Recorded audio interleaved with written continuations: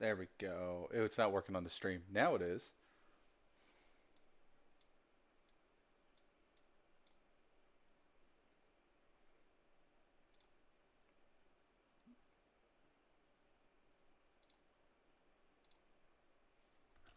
All right.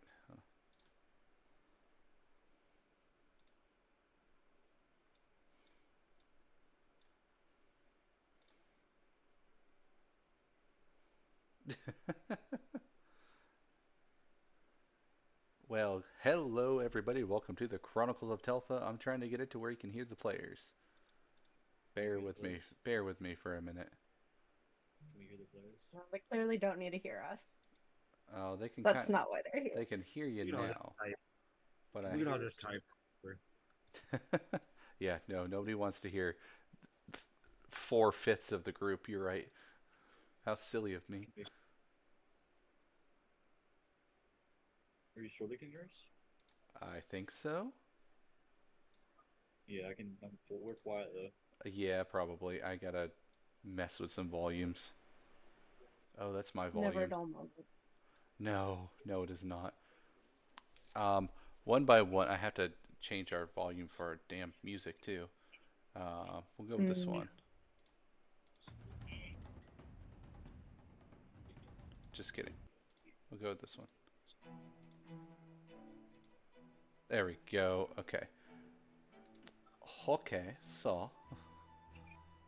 No, I don't want to join a meeting. Why are you asking me if I want to join a meeting? I'm not. I'm gonna.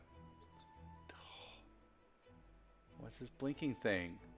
Okay. I don't know. Anyway, anyways, I'm gonna one by one introduce you guys, and then I'll have you guys speak, and I'll turn up your volume as necessary. Um, you guys will notice that we don't have our cameras on today. We're going through some technical stuff and things. Let's see. First up, we have Otis Gertson, played by Joker. Say hi. I'm alive Perfect. for Next, now. we have V, who is played by Gravity. Hello, hello. There we go. Can hear you pretty good. I can tell my audio quality on this computer sucks. No. So Um, bad. and then next we have Arca, played by Larry. Renzo works too. Ah, yes. I mean, if And you're going by handle like that. that's true. That's fair. And last but not least, we have Zelia, played by what do you want to be called? Courtney's back. Courtney. Oh, say something for me one more time. I didn't pick you up. But hi. There we go. Welcome, one and all, to the Chronicles of Telpha session.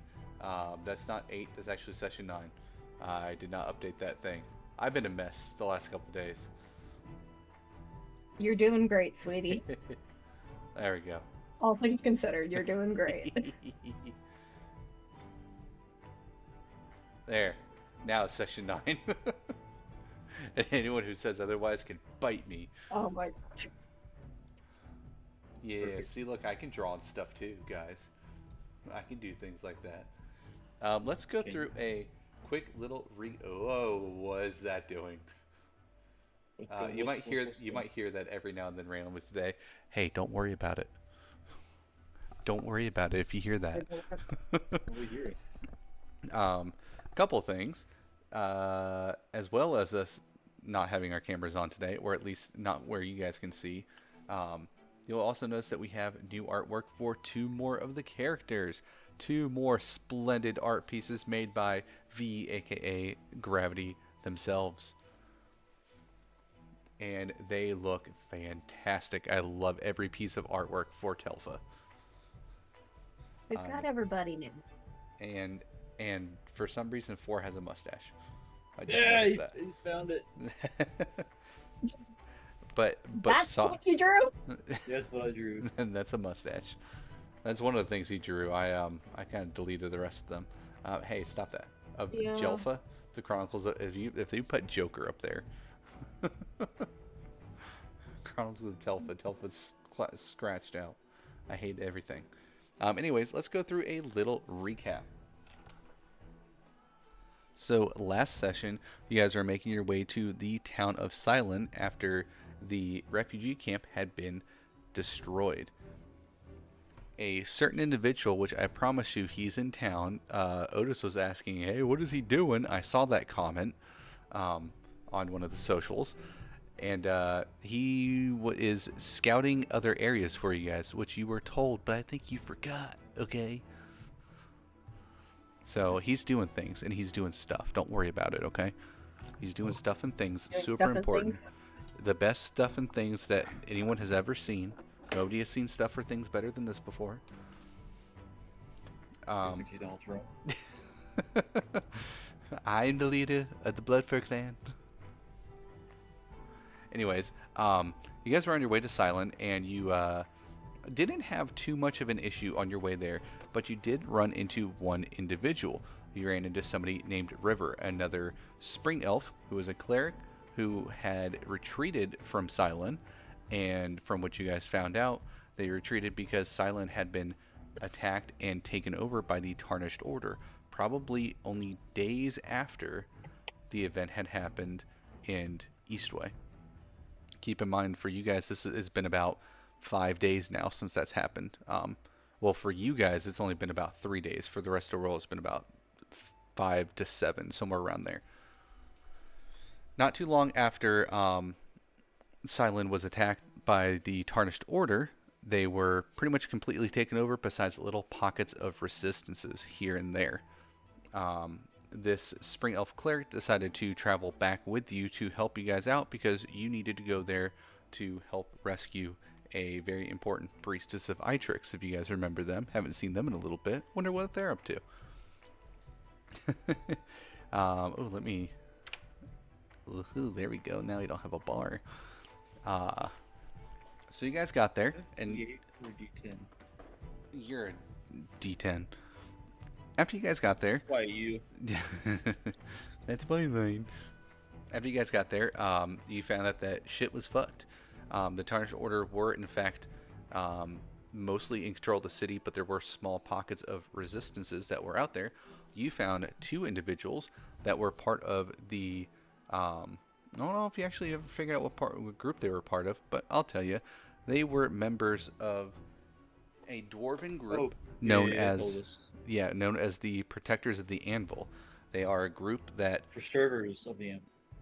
Preservers of the Anvil, yes, you're right. Preservers of the Anvil. They are a group of sky dwarves and mountain dwarves that work together, which is normally not seen nowadays, and they collect artifacts related to Kagmar or to dwarven heritage.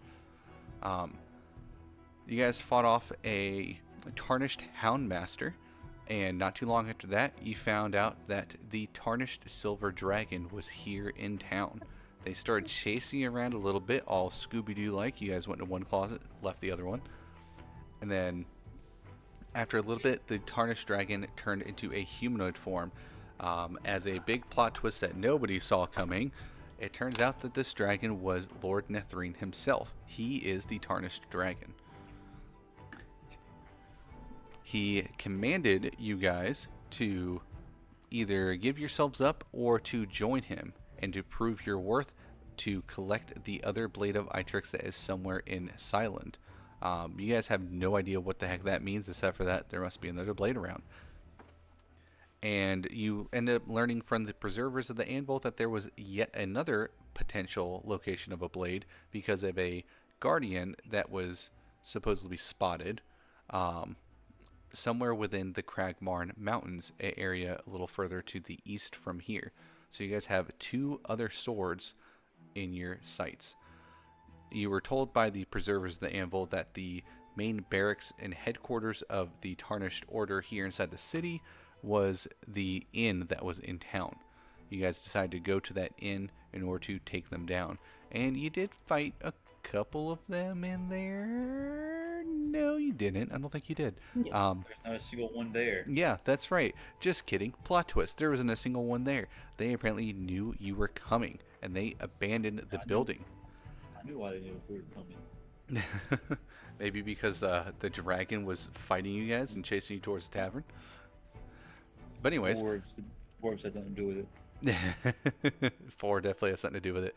No, not 4, the dwarves. Oh no, the dwarves don't have anything to do with it. They're good guys. I swore they said something about. No, they didn't betray you. They're good guys. I thought I made that one pretty clear. No, they're good guys. Don't worry. But once you guys were in there, the whole place started rumbling. Holes started blasting through the walls, and the ceiling was being ripped apart as a mighty blue dragon shoved his hands and his fist through the tavern. And I apparently did not update that artwork. That's cool. Let me grab that real quick. I'm gonna grab a piece of artwork that I totally forgot about, and then we'll be ready to Is it the start. big scary artwork? The big scary artwork that 2 of you have seen. Okay, yeah, that one. Yeah, the big scary artwork. Hi, I'm a boodwagon. I'm big scary. Jesus Christ, we yap a lot in the studio chat. Where is it? Wait, I don't know what did to tell you. did I put it in the studio chat? Where did I put it? Probably DMs. Probably.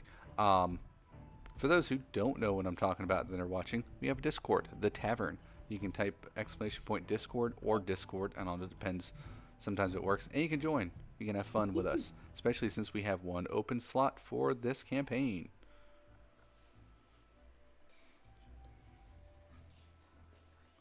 Well, you're not gonna fall asleep if you get up and come out here and tell me you're not falling asleep. Why don't you go on, get and lay down and go to sleep?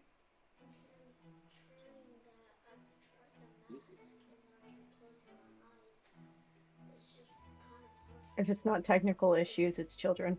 That's correct. Just lay down. You're fine, obviously. It was just a dream, even though you told me you can't fall asleep. You'll be alright. Okay, bye. I've been saying it so much.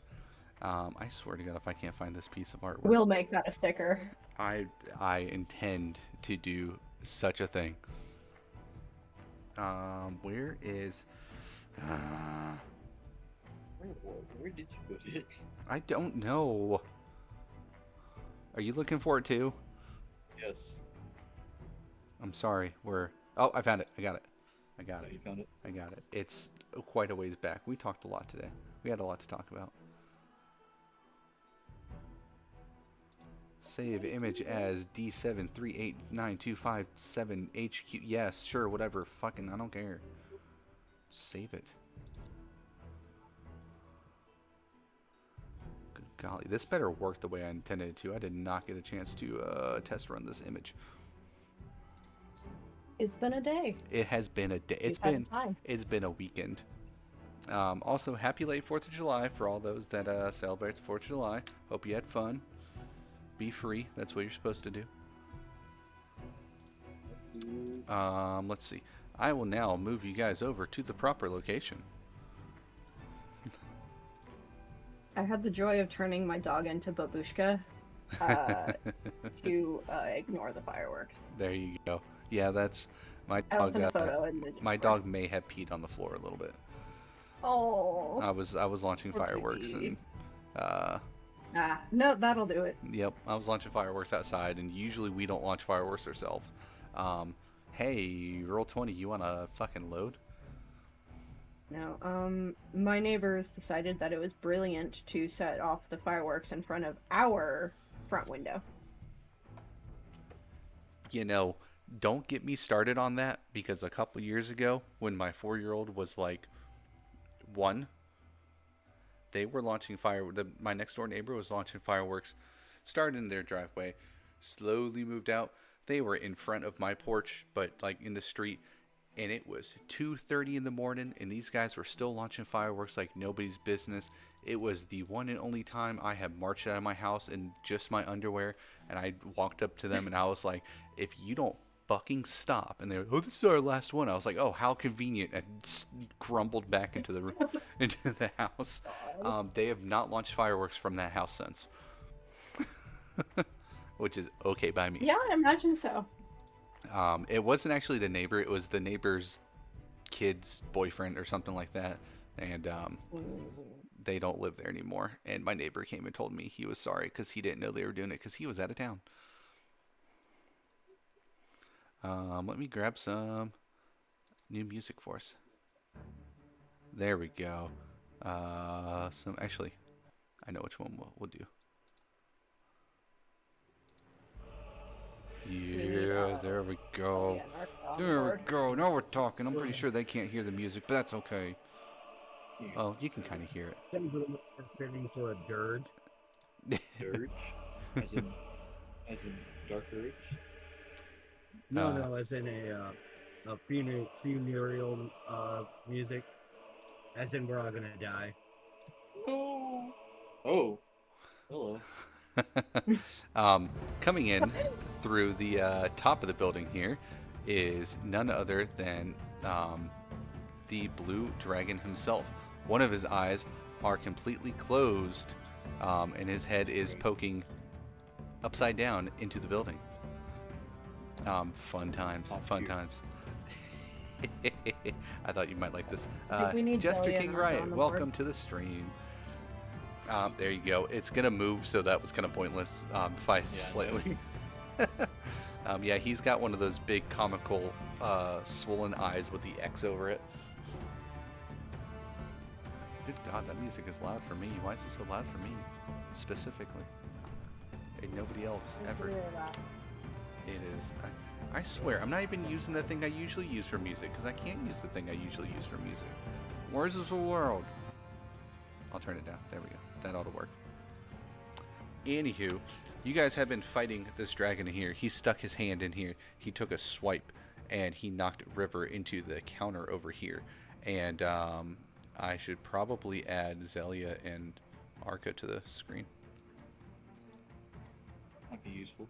Yeah. Oh, we would like half of our party back, thank you. I mean, I guess fine. Gosh, you act like they do damage and, you know, useful stuff or something. And they are incredible people. I'm just seeing a brown version of the screens. Do what? I'm just seeing a brown version of the screen. I'm not seeing what's on screen. Dragon Head or not. That would be because I need to give you vision. That would be important. Did that fix the situation there? Well, there we go. Yep. All right, let me. I also have to update your tokens some more too. I had to spend the entire day today resetting this entire computer, and it just finally finished about. How long are we going? 28 minutes. It finished about 29 minutes ago.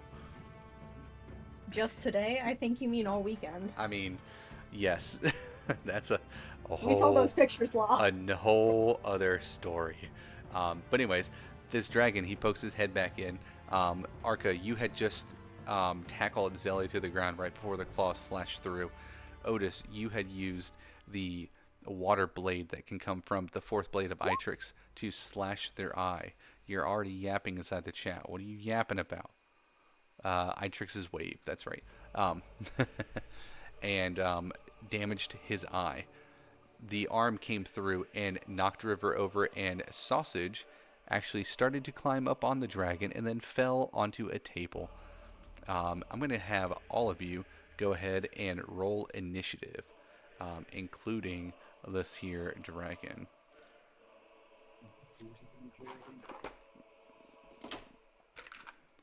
Just aim it as general direction and you got it. Whoa, dragon.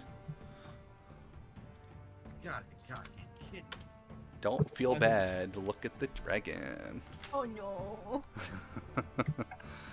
Don't feel bad. Why is the monk not going first?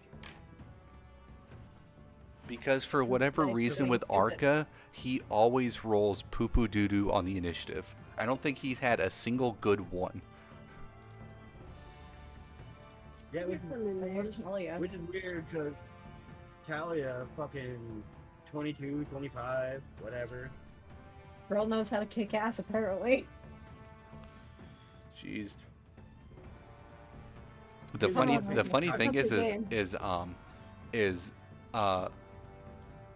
Zalia is like the one person who's like, I'm gonna stay back here and mind my own business and take you out from afar. And they're always the one that goes first. We love our I glass usually ceiling go sorcerer. Let's see, and a 15 for you. And I guess we can roll 4 into initiative if you want him to help against the dragon. You can I maybe guess. twiddle his thumbs. He's just like, I'm here too. This isn't Legends where he literally cannot or will not do shit. Yes, yeah, in Legends, for those who don't know, 4 has appeared. And since there are no Blades of Itrix at the time of Legends, because it's before the Blades of Itrix were created, he can't do anything because nobody owns the Blade of Itrix. Good times. Wow, all of you guys, every single one of you are going to go before the dragon this time. However, before you Fuck go, yeah. I do have to throw in one more piece of artwork. Ah, Yes, that is actual size. damn, buddy. Oh, God. Yeah, watch what you say.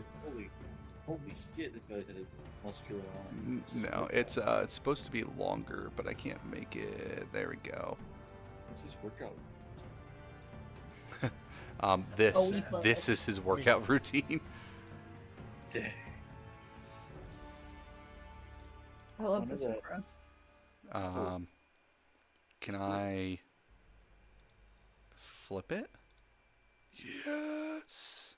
Oh, you would think I know how to do this. I'm supposed to be professional. One arm comes crashing through the building over on this side. Boom! You can target the arm from anywhere on the ground level. In order to target the head, you must use something ranged or find a way to get up higher, such as on the counter. River will go on a turn. We'll figure that out. There's going to be a thing that happens anyways, so you'll be fine. Zelia, it is your turn first. This dragon pokes his head back in, and one of his arm comes down, crashing into one of the tables right next to Otis. And Zelia, I'm going to say that even though you were tackled to the ground, getting up to move is going to be normal. You're not going to like lose movement to stand up. But it is your turn first. Yes, guiding bolt at the head. Very nice. Guiding bolt right at the head. Oh, I need to pull up the blue dragon's stuff and things. Probably important. Got a 17. A 17 to hit. Alright, let me wait for my blue dragon's character sheet to load up. I swear to God, if that doesn't hit. Come on, scroll down. Give me the armor class. 27 to hit. Is that what you said, a 27? No, a 17. Oh, I was going to say, Jesus Christ. A 17. River's just being a little shit. No, with a 17, you see that you launch your guiding bolt, and he looks over at you, opens his mouth, and a single bolt of lightning comes out and crashes into your guiding bolt, stopping it in its tracks. Well, shit. Right. Dang. Are we How's fucked? everyone? The dragon just looks over at you and is like, you will not beat Gladius that easily.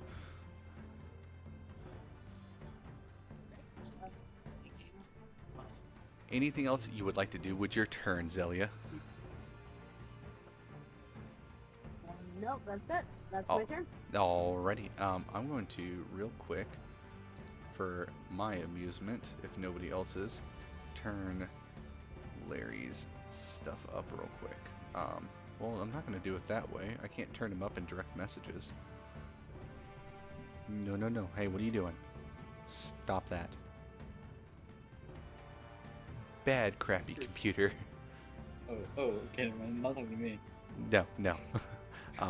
Oh, well, I Where are you see. feeding the dragons now? Whatever do you mean? That is the blood of Otis that will soon be dripping off of his. The blood. claws. He had a pedicure before he came up here. I mean, he probably did. He's looking fabulous. It's okay. Dragons can paint their nails too. Don't you judge me. Um, Hoping. V, it is your turn. You just saw Sausage crash into the table. All you heard was thump. Oh. Yeah, I don't like that. Um,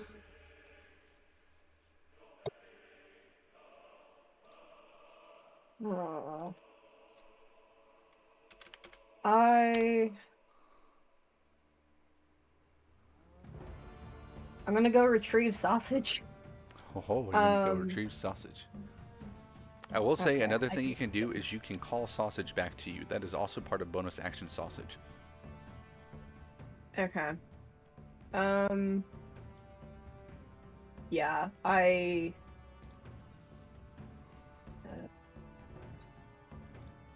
yeah, I'll call him back and just make sure that the dragon doesn't swing at him in any way, shape, or form while he does that, and then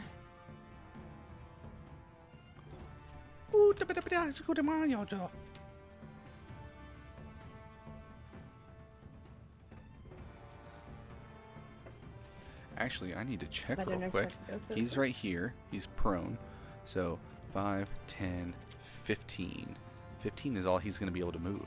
He can't quite get back Okay. to you, but he's close. He's not on your body. Whoops, that's not what I wanted to do. Um, I will just kind of like step over and then kind of like scoop him up onto my back. Yoobadoo! And then do my bonus action, so I only have. It's not a literal bonus action. Okay. Well, in that case, I'm going to throw the Spear of Returning at the dragon's head. Spear of oh, there you go. All right. Now you take up the spear of returning. You toss that sucker at him. To 6! Do what? It was a 6. Oh no, a 6 That isn't gonna definitely. do it. However, no, yeah, I guess that would make sense. Yeah, 6 isn't gonna hit. Not this time. Yeah. Yeah, you throw it and it bounces off of his scales. I'm just pulling up my features real quick. Um,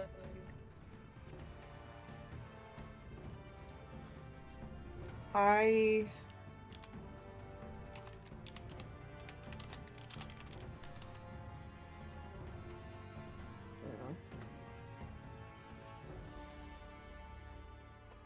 I will go ahead and cast the amplified blood curse of bloated Ooh, agony. Um, so that will last for a minute. already. Does he? I don't remember. Um, Does he have to do a roll for that? I'm double checking right now. I can't remember if that's the one that does a roll or if it was the other one. Uh,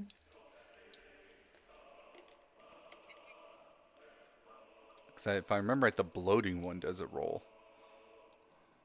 the um the amplified version does. Ah, So at the end of its turn, it can make a Constitution saving throw. gotcha. And Um, is this the one that makes you damage more, or is this the one that when he multi attacks? both. Oh, nice. It has disadvantage on strength and dexterity checks and takes 1d8 Ah, necrotic damage for ga- more than one attack. gotcha. Okay, perfect. And then with sausage, on my back, I'm gonna kind of scurry here. And that'll be my turn. At the end of your turn, he is going to take a legendary action, and he is going to Oh god. swipe his other arm in. His other arm is also on ground level. Wow, that looked really cool from the roll from the player view. It just kind of zoomed in there. God, that was epic. I want to make his arm just a little bit wider. There we go. Same for this arm. Oh, it's getting close to you, Otis. Oh, it's getting close. Um, when he His does name. this, however, V, you had moved. His arm is going to automatically miss hit, or his claws are going to automatically miss hitting you. Um, Okay. V, you have stood back up. There's a potential that the arm will bash into you. I need you to give me a athletics check. Or actually a dexterity saving throw. Let's do that instead. How's an 18? An 18 for a dexterity saving throw will pass. You are able to duck just before the arm goes over your head. Okay. And now it is Four's turn. Four just kind of looks and is like, I've seen dragons before. This ain't no big deal. Prove it. 4. Okay. And he's going to run up to the claw. Whoa, I'm going to grab the claw by mistake. He's going to run up to the claw and he's going to attack its hand. And let's see. Where is his character sheet? There's his character sheet. He is going to attack two-handed style. Just a 7. A 7 does not hit. Dang. This dragon does not understand the gravity of the situation in which he is in, for we will prevail. And that is the end of his turn. Otis, it is now your turn. You just watched Four take a mighty swing, and it bounced right off of his claw. Both these arms are getting really close. That's exactly what Otis is going to do. He's gonna just copy 4. He's gonna take his with battle the Brave Vitrix battle axe, and he will overhead swing both hands, sledgehammer style, on that guy's freshly pedicured claw. Yes, they are So shining right, and gleaming. really right at the edge of it, where the finger meets the claw. Does a 16 hit or 15 hit? A 15 does not hit. What about a bonus action Hunter's Mark? Yeah, you can do that. You doing that to the head or one of the arms? It's Hunter's Mark be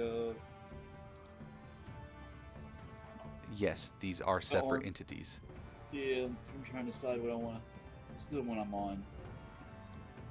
This guy. Boom. That arm is Hunter's marked. You can't really see it very well because it is outside the thing, but it is Hunter's marked. Anything else for your turn? That's it. Also want to move, but I'm not gonna move. Alrighty. Arca, before your turn, give me 1 second. I have to go get something and give it to my fiance real quick in the bedroom. Guys, we're so cooked. Absolutely cooked. You're going to. It's times like this where I miss being a spellcaster. I should have fogged the face.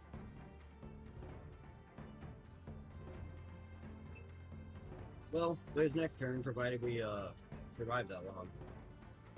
Mm-hmm. I'm back, baby. Actually, Arca, before your turn, Otis, you still have movement left. If you would like to make a acrobatics or athletics check, you can try to get on top of this hand. Oh. These Fuck yeah. are climbable appendages. Oh yeah, I'll definitely do that. So the way that the arms are not flat. The hands are pretty much on the ground, and the arms are sloped upwards, So pretty it's much towards 13? holes in the ceiling. A 13, 13 good. a 13 will get you on the hand. You jump up on top of one of the tables and on top of one of the hands. I'm going to put these on a lower level so they can actually. You might want to do that. Send it back. There we go. That way you guys can actually boom. That way you can see your tokens and all your fun stuff. You jump off the table and you land on his claw or on one of his fingers. You slip a little bit, but you do manage to catch your footing. That's right. Arca, it is now your turn. You, of course, have the same option. All you need in order to get onto the hand is at least 5 feet of movement if you were to try to climb on top of the hand. Oh, I got that for sure. So, yeah, Arca's gonna go ahead and hop onto the hand. And what does he need to roll to get on there? Acrobatics or Acrobatics or athletics? acrobatics is far better. So Yeah, as a monk, your we'll go with dex is that. probably a little bit better. Yeah, yeah, +5 as compared to +2, so Hey, we'll take it. 9. A 9. Ooh. Okay, so you go to climb on top of his hand, and as you do, he shifts his hand a little bit, and you are not able to get up on top of it. You are only beside it. That's fine.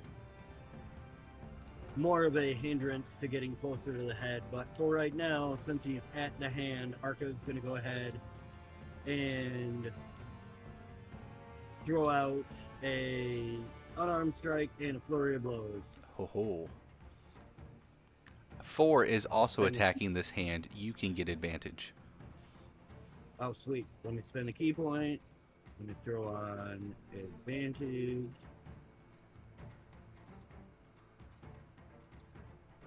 Alright, how the fuck can I tell it's actually on? Yes. Darkness. Stupid. You can change it off dark mode, I believe. Yeah, I tried, but it looked really. It was fucked up on light mode too. Give me a second, maybe. Give me a second. I can actually look at your character sheet and tell you if it's on or not.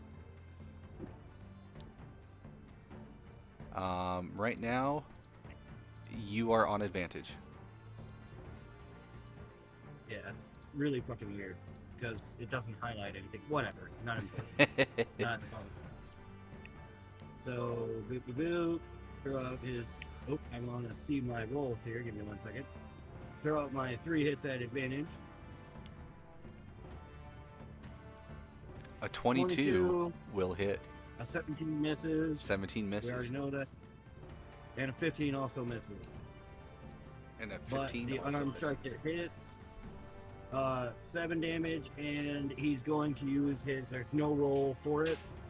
He's going to use his open hand to get rid of that arm's reaction. So, Ooh, so Zelia will be safe to walk out of its range. very nice.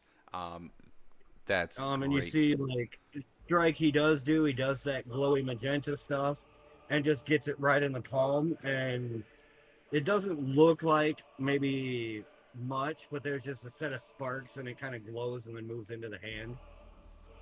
I'd Oh, imagine maybe it shoots a little bit. yeah, you do see that that the energy kind of surges around the palm, and it almost like flexes, like it's like the muscles are seizing. Give me 1 second again. And shit.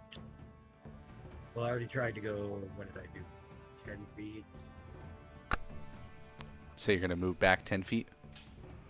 No, I'm trying to figure out what I already did. I'll just try to go around the hand since it doesn't have a reaction, but I don't want to get too close to the element. I'll just stay where I am and I'll try to move over it next turn.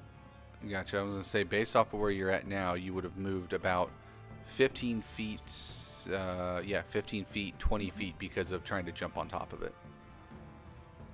So you'd still have at least 30 or 20, 10 feet of movement. One of these days, I'll get the math right.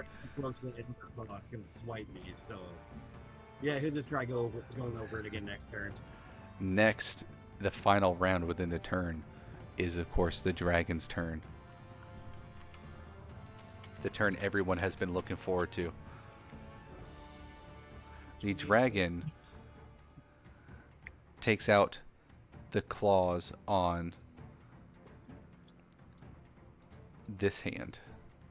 Oh, You see, he flexes and he lifts his hand up and slams his hand down. Otis, give me another dexterity check to see if you stay on this dragon's hands. a dex check? Yes. Or I'm sorry, a dexterity saving throw. Does a... Oh. Does a 10 work? A 10 does not work. Otis, you fall and you slam on top of this table right here. In doing so, you take... Cool. 2 damage. You then see the claw rotates, and his palm is right above you. I will squish you, as you are nothing but an ant to us dragons. And his hand is going to come down on you. Can Otis hold his axe out in front of him? Blade up? Otis, that was great timing to say that. Would you like to counterattack a natural 1? Of course, I would. Come on. 15 hit? A 15 does not hit. However, you are able to scoot your little booty off the table. You roll off the table. You are prone on the ground right here, but you roll off the table as the hand comes down and compresses the table into almost Splinters? as thin as paper. Next, this claw moves. Just a slight swipe to the side as it aims for Arca. I'm pretty sure that's not going to hit, but let me double check what he adds to this.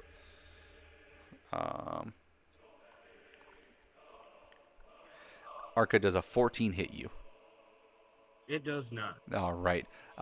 You jump in the air and do a little flip as the claw passes by you.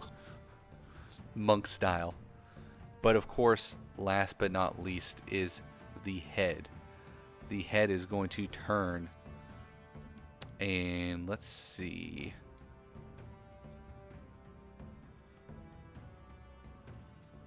I need to do some You're going to measuring. dice jail. Let's just up my d20s. Yeah, that'll do it. He is going to turn his head towards River, who is still somewhat knocked out on the table, starting to get up, and towards Zelia. And he takes in a deep breath as you see static charging around his gums and his teeth. I need Zelia to make a dexterity saving throw.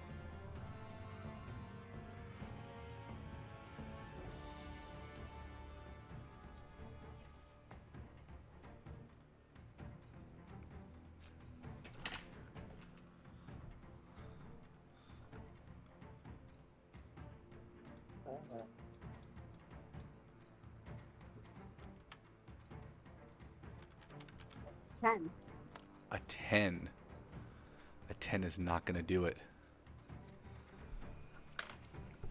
Let me see. Oh boy. 1, 2, 3, 4, 5, 6. I'll have to roll this twice. 6? Give me a minute. I gotta do math. Those say your goodbyes.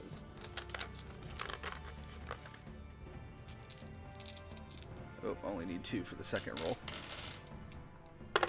Just kidding. Would this count as its third attack? Yes, this does in fact count as his third attack.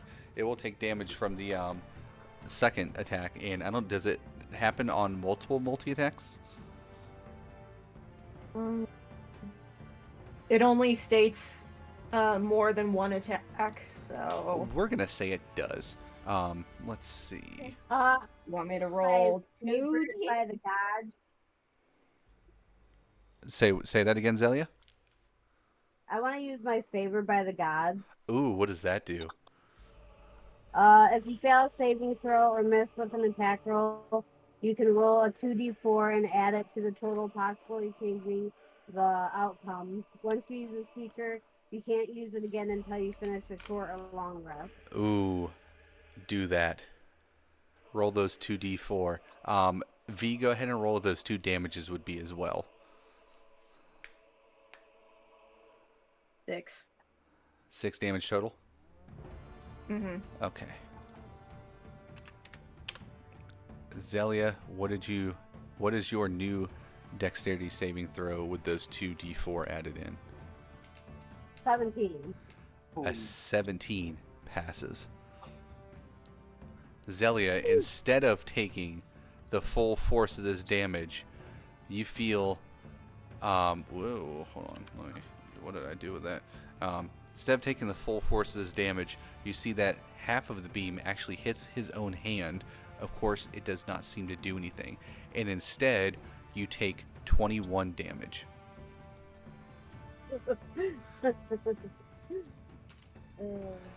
For those watching and for those who can't see your health bar, do you want to tell us what your total hit points are? My total health points are 22. 42 damage halved. There's no bueno. That is no bueno. But he now has to recharge his breath weapon in order to use it again. You see that he starts shaking his head, and you see blood starts dripping from his eye as he pokes his head back in. And then, after a moment, his head pokes back out. Whoa, I just squashed him. Where's the rotate? And his head pokes back out from a hole over here. He is about 15 feet in the air from you guys. Or, I'm sorry, about 20 feet in the air from you guys. And that is going to be the end of his turn. Zelia, it is back up to your turn. Lightning has just surged through your body like a taser. I'm gonna cast bonus action the healing word on me. You see this light blue translucent energy kind of shape around Azalea's body, and she begins to the pearlescence of her skin begins to sparkle a little bit more.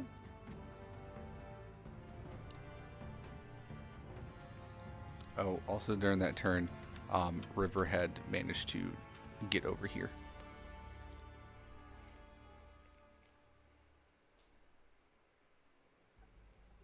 So, not sure I got it.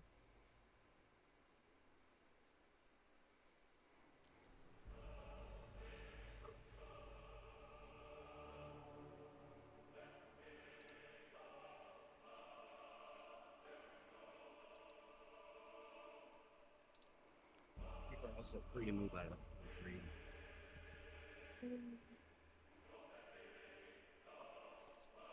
This looks chaotic on this map. How much are you doing the math to see how much you healed for?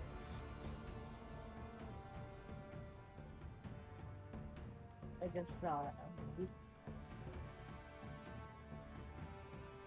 It is. It should be the highest one. Hold on, my computer's freezing.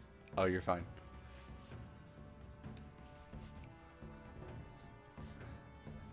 Bits of electric plasma are dripping from this dragon's mouth like saliva. Health points. Say that again? I gained 6 health points. Hey, 6 is better than none. What do you think this looks like as your magic is coursing through you?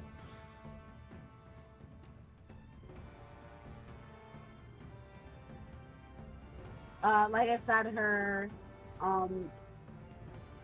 her magical energy is like a translucent, kind of cyan, like blue. It begins swirling around her body, and the pearlescence of her skin begins to sparkle.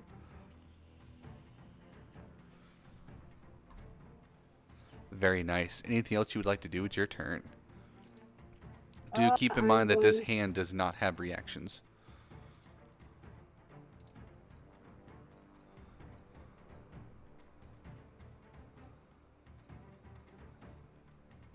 I'm going to cast my guiding bolt.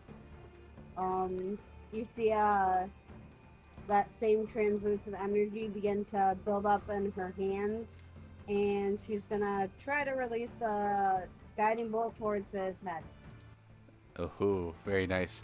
As he pokes his head back in, there's blood that is dripping from this eye, more so after he uses his magic. You can cast this one with advantage. Also, just so you don't forget, I'm going to add your health for you. There you I'll go. take the first roll. It's a 21. Ooh, that's going to hit. Let's see if that second one's a crit. I think that was. That was the best one. The 21 was the best one. Hey, that still does some Yeah. damage though. Go ahead and roll your damage for me and tell me what you do to this bad boy, to Gladius as he calls himself.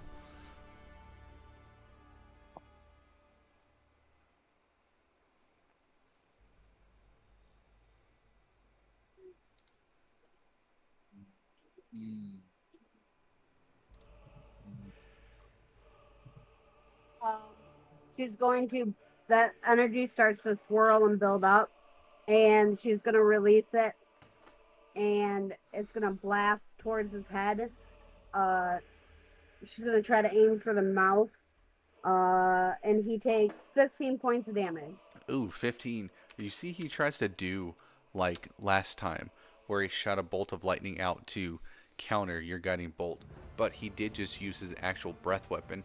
You see instead more plasma just drips on the ground from his mouth like drool, and the guiding bolt goes straight into his mouth, and he shakes his head. That didn't feel too good. Jesus Christ, my cat just scared me walking up and started rubbing on my foot. Good golly. Surprise attack. She like headbutts my foot. V, it is your turn. This claw is within range for you as well, and with Arca there, it would be advantage. And it still does not have reactions. Before, oh, never mind. Oh no, go ahead. If you had more, you can do more. No, I think it's an action. I'm not sure. Ah, You can't still range. Oh, yeah, that's right. I forgot I can move. Which eye is damaged? it would be the left eye. Okay, so the one that's closest to me. Yes, the one that's closest to you. His head is Okay. also once again just pretty much upside down because he's poking it into holes in the ceiling. Peekaboo. Oh, okay. How high Got it. off the ground is that eye? Roughly 20 feet.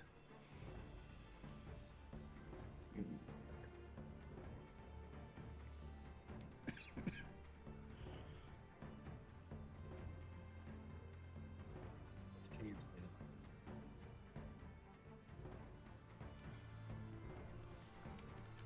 I can hear the cogs turning.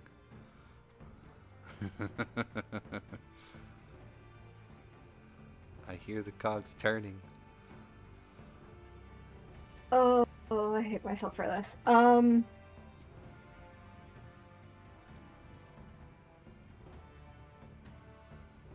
Okay. First I'm going to try with the sphere. I'm gonna get ear. And I'm gonna try to get the sphere into that already injured eye. Ooh. With the fact that that eye is so injured and it's pouring out blood at the moment, you can do this one with advantage as well.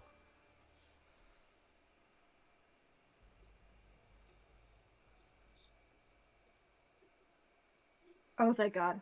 I thought I rolled 2 natural ones. And I was gonna have an aneurysm. Let's see. No, it doesn't help that the 7 looks very similar. It's, oh, that's only 11 to hit with that. An 11 is not going to hit. Believe it or not, the scales of a dragon are pretty tough. Yeah. And here comes the crazy bit. I'm gonna look over at Sausage. Oh no. Wanna do something insane? Oh, I give him one of my daggers, and I toss him up at the dragon's head. Go for the eye. You sent him after the other eye? No, the bad one. The bad still. one? Yeah, go ahead and give me a, I'm going to say a athletics with advantage, as Sausage is going to use his powerful legs to kick off of your hand as you throw him.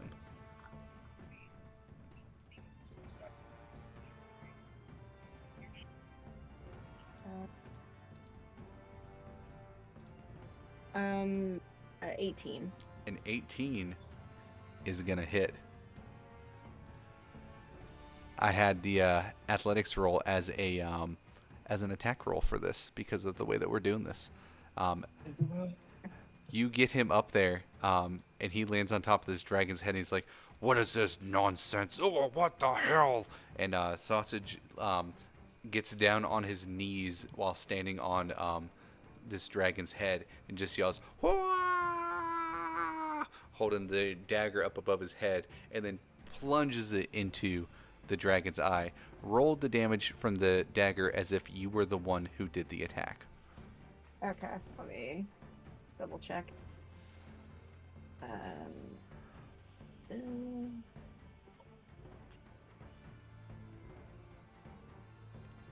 5. That 5 is going to be 10 damage instead. Okay. Attaboy, Sausage. Sausage just shoves the dagger in there. The dragon shakes his head around, and Sausage lets go. The dagger still staying in the eye, and falls I'm off gonna the be dragon. like trying to catch him. Yeah, you you definitely catch him, and he's covered in dragon's blood, and he's just he's hyped. He's sitting there trying to like jump out of your hands back up to the dragon. Okay. And then I assume that I am still like within its range. The head's range? Yeah. Yes. Well, if you mean in order to, like, to back up, let me see actually real quick. No, you are not. Okay. I'm just gonna walk myself and Sausage back. That's my turn. That was fantastic. It is Four's turn. 4 and River's turn. You see that 4 just looks over to Otis and is like, "Blade Keeper, throw me." Yeah. Otis is looking around like 4's crazy. 4, I think you're heavy. Which just means that I will hurt him more. Blade Keeper, throw me. He runs and jumps at you. Otis Athletics check. Otis lets go of the axe for a second. That rope on the end of it keeps it on him, and he locks his fingers together so that 4 can jump into his hand and uses whatever he can to throw him up on the dragon. He is heavy as fuck. You want me to roll an athletics check? Yes, roll an athletics check. Oh, please. That is another fucking 13. 13. You see that 4 gets just close enough to take a swing. And he is going to try to stab into the dragon's forehead with his weapon two-hand style. 16 does not hit. You see it bounces off, and 4 just falls flat on his back. He just goes, "That did not work."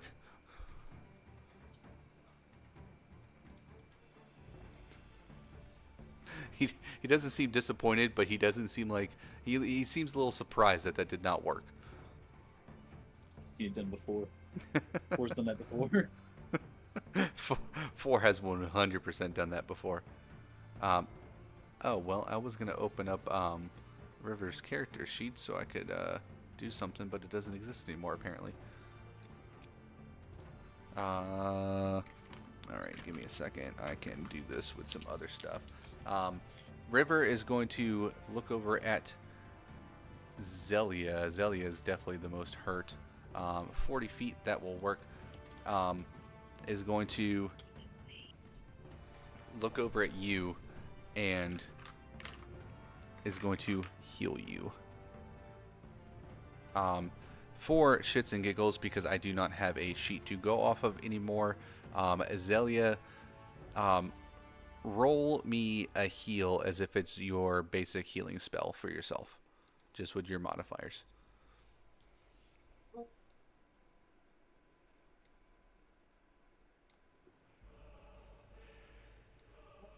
I get 3. 3. You heal for a whopping 3. Also on For's turn, because this is the turn of the NPCs, you see crashing through the kitchen are 2 familiar faces.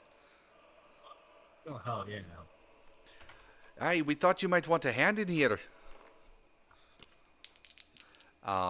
There's 2 quite big hands in here. Yeah, I'm going for a hand. Let's see. That's not gonna hit. A 9 on the hand. You see the crossbow bolt just goes flying past. I don't know how to miss that. And the other one is going to actually use a spell. I'm just gonna pull it up real quick.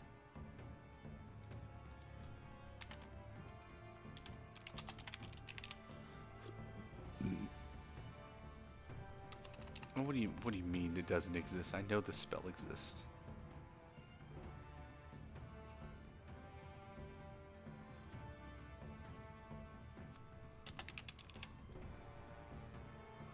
Oh, maybe if I spell it right. Oh, I'm telling you, it's one of them days. You have to spell it, right? Yeah, apparently. Let's see. You see that the other one, the very magey-like one, is going to launch 4 magic missiles at him. Hot damn. Each one is going to hit for 5, so that's going to be a total of 20 damage. You see this dragon is starting to look pretty damn bloody. His eye is just oozing out, and he is crying out in pain. Otis, it is now your turn. Guessing Otis was not prone. No, Otis. Otis is He did throw 4. Yeah, we'll say that you used half your movement during For's turn. That's cool with me.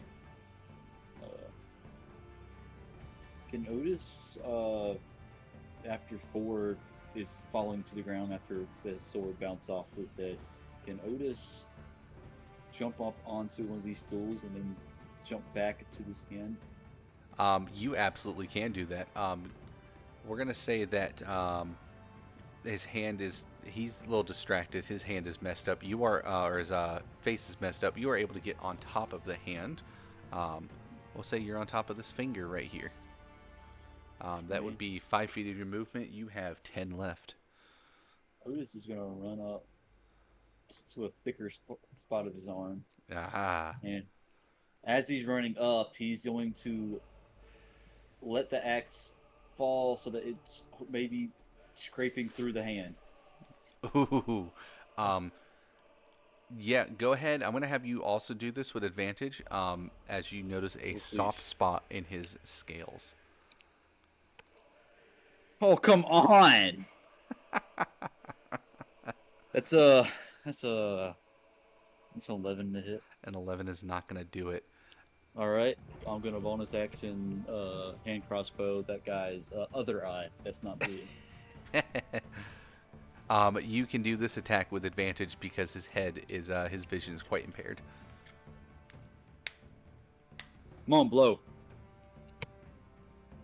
Okay, it's a 19 hit. 19 hits. Let's fucking go. And that's only a 1d6 plus 2. That is going to be a 5 damage. 5 damage. You don't quite hit him in the eye, but you do get a little bit above him. Right where For's sword had bounced off, he had chipped a scale. You said that was 6 damage? 5 damage? It was 5. 5 damage. Okay. 5. You see that on his turn, legendary reaction. He yanks his hand back out. Dang. And that is all he's going to do for his legendary action. Arca, it is your turn. Oh, the other hand, not the hand Otis is on. Legendary reaction. Awesome. You can attack of opportunity that as he's moving away if you'd like to, Arca. I was waiting for that hand to move out with Otis on it. I will Go ahead and op attack that hand. All right, go for it. It will also be with advantage as he is pretty much you guys are getting permanent advantage on this guy because of his eye currently. Fuck yeah. 22. 22 does hit. And does 5 damage on the hand. Woohoo! Hey, you know what? You're punching a hand of a dragon. 5 damage is impressive. With energy and shit. With energy and shit. How is this Hey, guy punching my whatever. hand? Now it is your actual turn. All right, so quick question. You said he's about 20 feet above any and all of these tables and shit. Above the ground level. So from the tables, he's probably about 15-ish feet, give or take, if we estimate. So I guess my question is, if Arca did a running jump up onto the tables with his quarterstaff, do you think he'd be able to get close enough to hit, assuming the rolls hit? Oh yeah, definitely. If you were to jump onto one of the tables and then like jump up from the table, even without your quarterstaff, you could probably knock him in the top of his dome and then land back on the table. Well, this would be like 3 strikes while he's up in the air, anime fighting game style. Oh but- yeah, definitely. I would definitely allow that. So I'm just gonna put Arca like kind of on his head for a minute, and then he'll land like down here or Gotcha. something. Makes but sense. as he's up there, he's going to use another key point, do another flurry of blows. But this time, thank you for doing that legendary action, because I was gonna see about an op attack and hopefully just not die. But that works even better. Down to 1 key point, but he's gonna do flurry of blows again with advantage. You said. Indeed. All right, so here's the thing. For any of these that hit, he needs to make a dex save of 13 or his head is going to be prone on the fucking ground. That's interesting. These open hand abilities, they don't say anything about size. This is anything you can do this to. That is true. I mean, you're also punching him next to a extremely injured eye, so it makes sense. Oh yeah, and I would like to direct, if I don't have to do anything special, I'd like to direct his punches at the non-injured eye. You absolutely can. Let's hope I get a nat 20 in here that maybe I can do it. So all 3 attacks, we've got a... Oh. Sorry, I accidentally hit the damage first. Sorry about that. Oh, it's all good. We got a... 22. Oh, yeah. One rolled, 1 hit. No, that was bludgeoning. That's from before. Oh, it was just okay. a 4 that I accidentally did. So we've got a 23. A 23 hits. I toggled advantage, so now I'm having to do it every time. A 19 That will also hit. and a 21. All 3 will hit. All right, and he needs to make, I'll do the damage in a second, but he needs to make 3 dex saves that have to beat, shouldn't be too hard, but have to beat 13. 13, okay. Any of those that fail, his head is on the ground. First one's a natural 1. Oh, dick, so his head is on the ground. Everybody's got even more I was advantage. gonna say but- he has disadvantage because of the curse. Oh, well, Even better. Super disadvantage. super disadvantage. This guy's at like 3 Dead. forms of disadvantage on him right now. 23 damage to the head. 23 damage to the head becomes 46 damage to the head. Yeah, and if I can't have directed them all at the good eye, whatever, but I'll just take the damage. It's fine. No, if you're aiming all of them at his eye, you do see that this eye starts to swell shut around the eyelids, and he's looking pretty messed up around his eyes. You can even stay on top of his head if you wanted to. And he's prone now. Basically, he's not like prone. Basically, what happened is he's losing his balance from moving his hand, and his head, like the top of his head, is head-butting the ground. Hell yeah. Okay, so I love if this he one. wants to hit me, he's gonna have to smack himself in the fucking face. Hey, don't tempt him. deck save I could probably do pretty well, so I just get the fuck out of the way, do that whole cartoon thing. Let's see. And that's that turn. Alrighty. At the beginning of his That's not on turn, my movement, but I don't want to risk getting eaten by trying to move out of his range. I mean, so. that's fair. Getting eaten by a dragon is usually considered a bummer in Telpha. I don't know about other worlds, but first thing he's going to do is he's going to roll to see if he gets his breath weapon back. He needs to get a 5 or a 6. Oh, that's a 6. His breath weapon is back. You see that he starts to pick his head up. Arca, you have found solid footing to stay on. And he's going to turn his head towards Otis. Otis, you see his mouth opens wide as plasma and lightning drips. I need you to make a dexterity saving throw. But as he does this, with his action from his claw, he is going to shake his arm. You need to make this dexterity saving throw with disadvantage. What a dick. Come on, 2 nat 20s, come on. That just fucked me over, I know it. One of the dice fell on the ground. That's never Where'd it good. go? Where'd it go? The suspense. 7. A 7 is your best? Yeah. No, the disadvantage? Yeah, with disadvantage. Yeah, I rolled a 3 and a 13, and the 3 plus 4 is 7. You're not gonna like this, but don't freak out when you see it. Holy shit. Don't freak out. Otis. 54 damage worth of lightning comes directly at you. Everybody, you all turn your head towards Otis, almost in slow motion, as you see this bolt is just blasting towards him. 4 is turning, trying to run to Otis, but it's too late for him to run over there. And right before this hits you, Otis, you see River jumps in the way. And instead, you will only take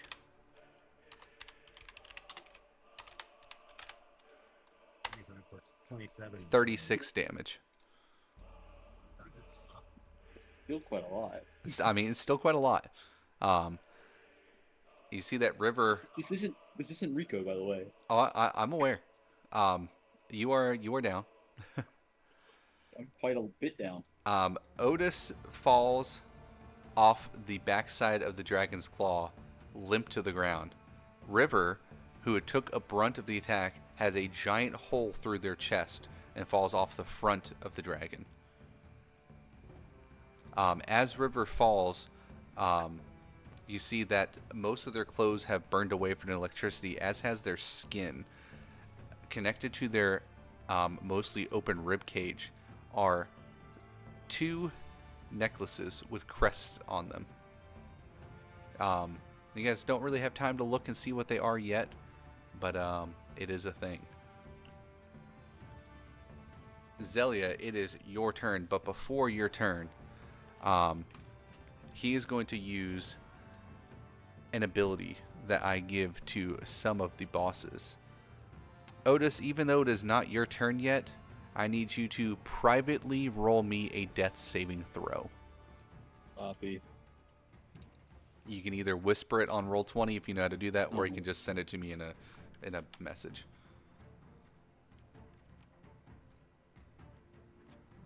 Holy fuck.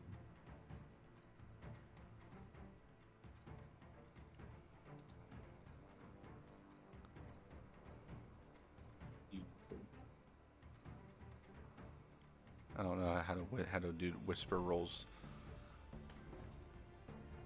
off the top of my head. I think there's a way you can toggle them, but it's also just a D20. So I mean, you could just roll it and message me.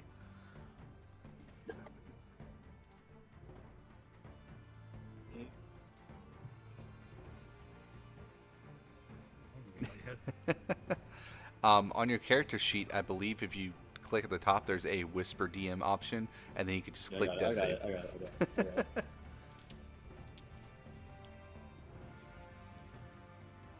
it. I don't see it.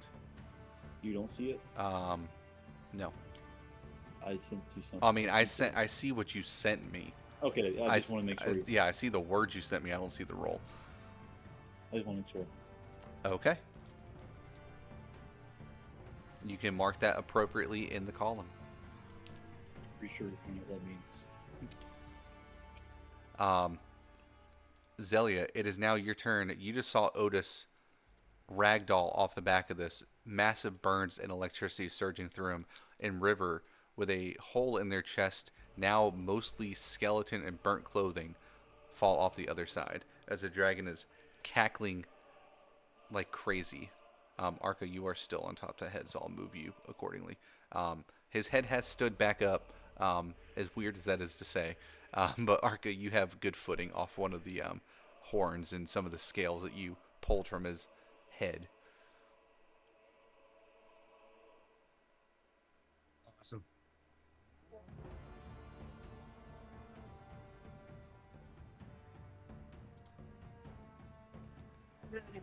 Spell slot, so I'm gonna burn my sorcerer points to create a spell slot. That's a Ooh. bonus action. We get to see some sorcery points in action.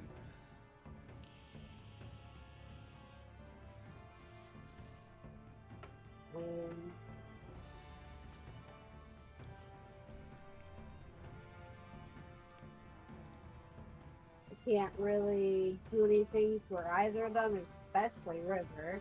Yeah, no, you ain't doing shit for River. So Maybe saying a prayer. yeah. So I'm gonna try my guiding bolt again. That same energy starts to build up, and I'm gonna aim right for his face again. Zelia, as you see at least one teammate that you've known through quite an experience, and another that you have recently become friends with go down in one single attack, how do you think Zelia is feeling? She's trying to get through this as quickly as possible so that she can get to Otis. She's obviously triaging the situation, and there's not shit she can do for River. As normal, you will roll this with advantage. Go ahead and roll, and let's see what you hit.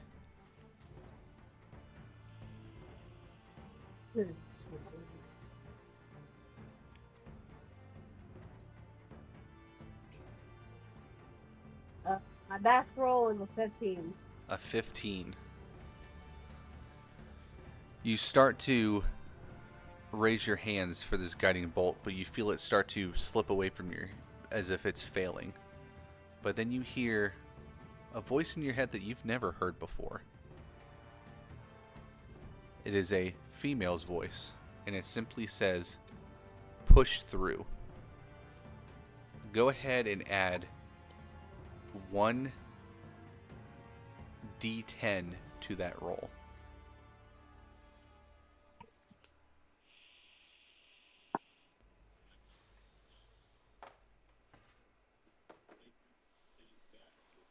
$18. 18 total? 19. Oh, 19. The voice of Itrix has spoken to you.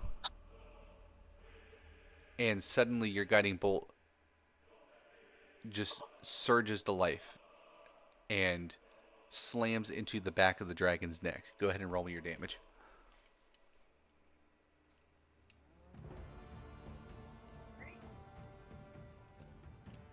Zelia's gonna kind of shake herself off and continue on with her attack.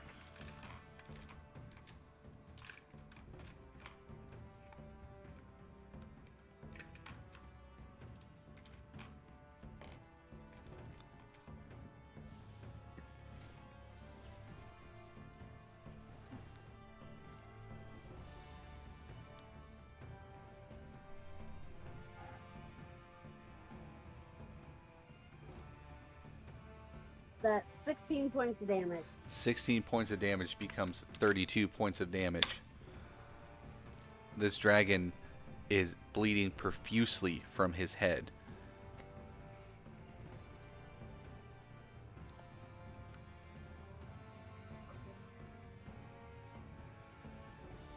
And then oh,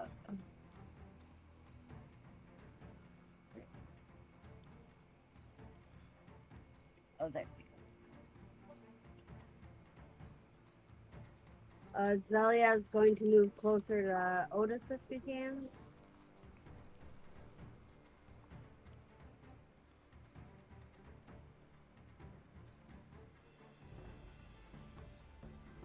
All right, let's see where you at. You got a decent little bit of movement here. You can get right about to here, give or take. I don't want to get too close to his hands. That's fair.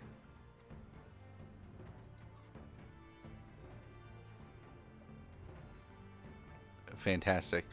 You see the two dwarves that are here. The Sky Dwarf and the Mountain Dwarf are taking cover behind this bar. They pop out when it's their time to attack. Not that a bar cover would help too much against a breath weapon, but hey, you never know. V. And that's Oh. her turn. V, it is now your turn. You too watched River slide off the front and Otis slide off the back. You saw four start to rush forward. Sausage is foaming at the mouth. You don't know if it's because he has a taste for blood or if it's because Otis has gone down. How is V feeling in this situation? You actually see in that moment of panic, the flames for their hair is usually like a red or an orange. It sparks blue. Ooh. Blue hot fire. V is going to like throw all caution to the wind and just book it across the tavern. Is the head is up now, correct? Yes, the head is up now. Okay. I have enough movement to reach here. I assume the arm is in the way. Yes, but you could of course jump on top of it and keep moving if you were to have more movement. I don't have more movement, but I do have Spare the Dying, which has 15-foot range. Ooh. And I am going to cast that on Otis. Oh, and what does that do for those watching? Choose a creature within range that has 0 hit points and isn't dead. The creature becomes stable. So I don't believe he is up, but he is no longer dying. Yes, pretty much he's just unconscious. And then I am gonna like toss Sausage over to him. So that he is not just laying there on the ground. He definitely lands right crotch first on Otis's face. Oh. Oh. You see a he is, of course, only wearing a loincloth.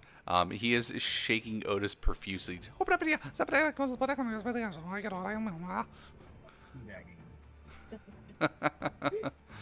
Just shaking him by the hair, just yanking his head all around. And then, as V runs over this way, even though the head can't mechanically take an attack, you see that the jaws snap just behind V as they miss. The claws swipe a little to the side, but miss. And V casts Spare the Dying and stabilizes Otis. You are able to look over at River, and you can tell that they are beyond saving.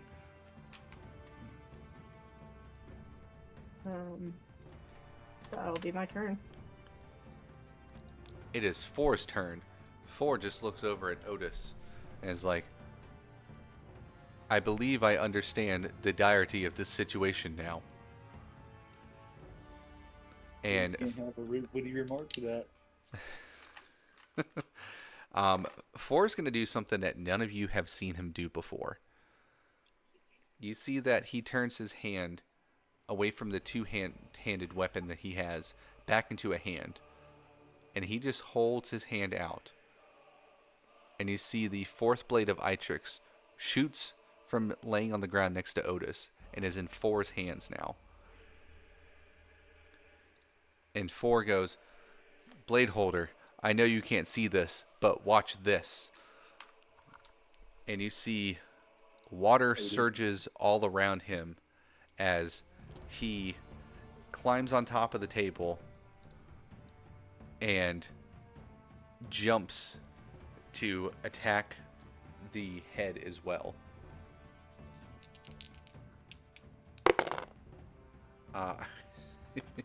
That barely hits. That's an 18. With an 18, you see that he swings this axe down, and as he does, the water that is surging around his body moves to the blade, and when he attacks, it slashes a gash within the scales as if it's like drilling through, almost like if you were to take a pressure washer and stick it up against like clay, where it would just kind of eat away at it, and it leaves a big opening in his head. It does a little bit of damage too. And when he lands back on the ground, he just tosses the fourth blade back over, and it just lands next to Otis, and he goes, catch. Oh, wait. Yeah, Otis wasn't watching. Otis, even though he was knocked out, turned his head away in protest. He just looks over and goes, did you see that, Blade Holder? Blade Holder? Blade Holder? Blade Holder? Otis, it is your turn. You are stabilized, so you can clear your death saves. They no longer matter. You don't have to make any more death saves. Yay! But you are, of course, down. Actually, I'm going to jump back over to Four's turn real quick because he would probably action surge, you would think, right? Yeah. He has one. You would think he probably would at this point in time. He's going to action surge, and he's going to light crossbow. He turns his hand back into a crossbow, attacks with advantage, just like everything else. 16 does not hit. Bounces off really close to the gash he put in the dragon's head. And he goes, oh shit.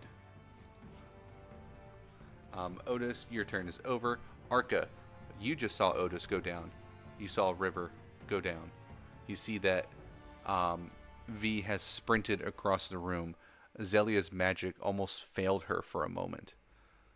And that Four just did something pretty cool with a Blade of Itrix that you haven't seen, and you're also a holder of a Blade of Itrix. Give me a... Actually, tell me how Arca is feeling in this situation, knowing all these things.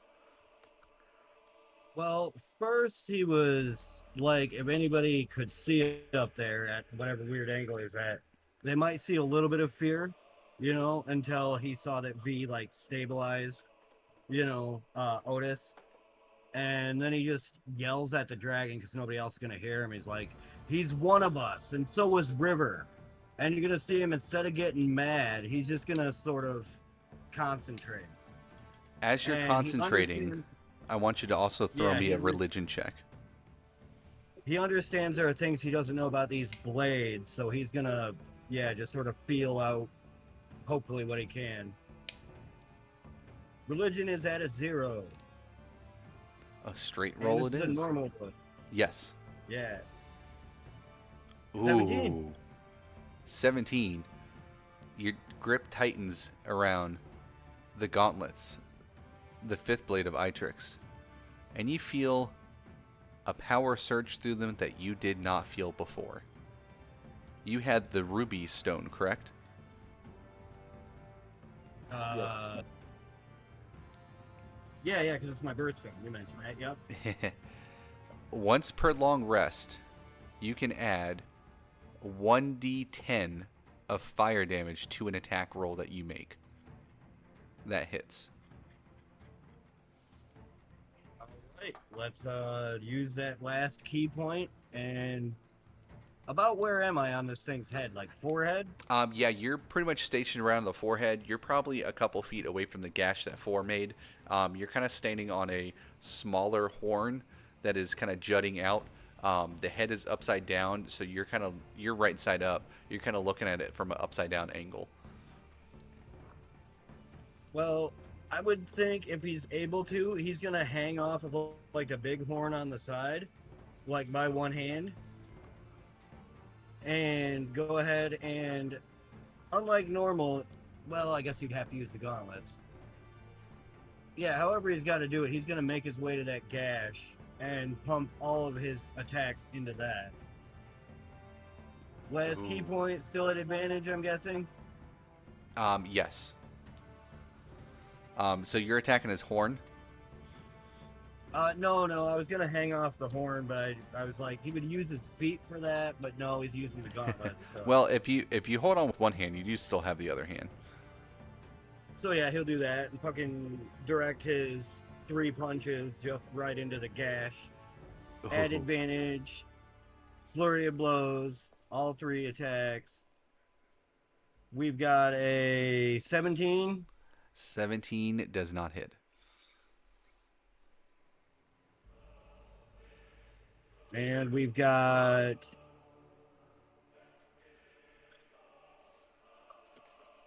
a 23. 23 will hit. Oops, don't use it. Keep like it's not there.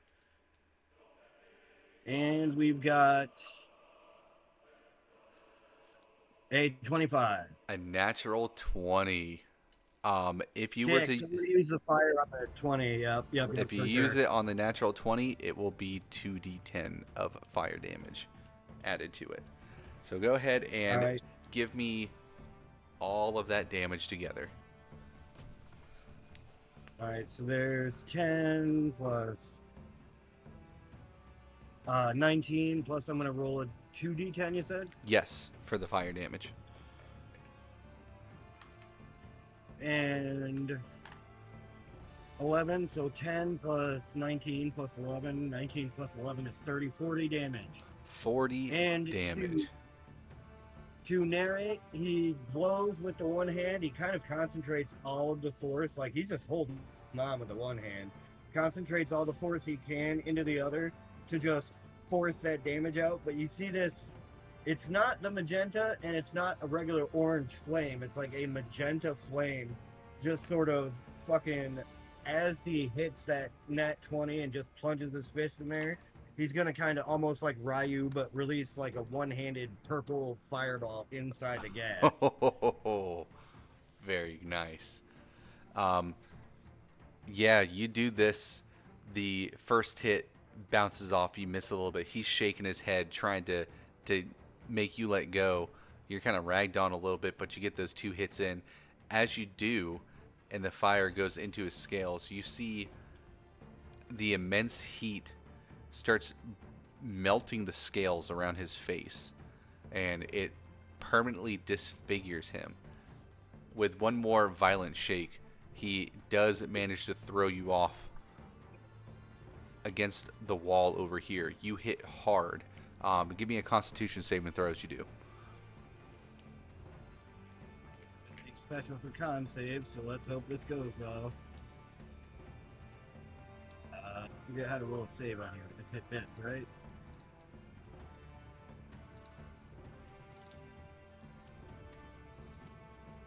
And that's a normal one. It'll be well, either way. No, with a 4, that is not going to cut it. Where's my box? Hot damn. 10 damage to you as you slam into the wall. Full force. This guy is putting his full muscle into everything. And you fall to the floor quite dazed. Yeah, I'm fucking. I'm all right. I mean, I'm not all right, but I'm alive. On his turn, his last little, actually, it's not even really his turn, legendary action. Legendary action, he is screaming out in pain as his face, his scales are melting. Um, he starts trying to grab at his own face, but the wall is blocking the way. He can't quite get there, and And I'm right there. he, yeah, no, he's missing you. He's going to, as a legendary action. Oh, he tried to roll to get his breath weapon back, but that was a 1. He does not get it back. You see, he opens his mouth, ready to blast in a line that could easily hit multiple people, but his breath sputters out as he cannot focus in the pain. And after a moment, you see that his eye has been glowing a lightning blue this entire time. Starts to flicker as he pulls his head out and his whole body starts to fall backwards. He pulls his arm out as well. And quickly, almost in a panic, he starts to turn into a humanoid form. But as he does, the humanoid form falls flat on the ground, dead as can be. And you see in his place, if I can find where the damn token went, is what appears to be a dead, tarnished knight. You guys are completely out of initiative as you have killed Gladius the Blue Dragon. V immediately runs over to Otis and puts cure wounds in him.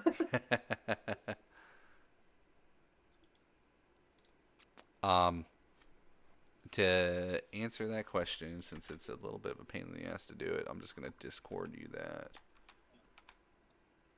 that.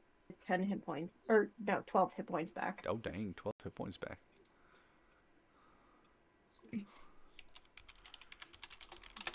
V's like shaking him rolling out. Sausage is also shaking his... You're like shaking his body. Sausage is shaking his head. Gotcha. But Otis is already grasping for the axe, looking for something so that he can go start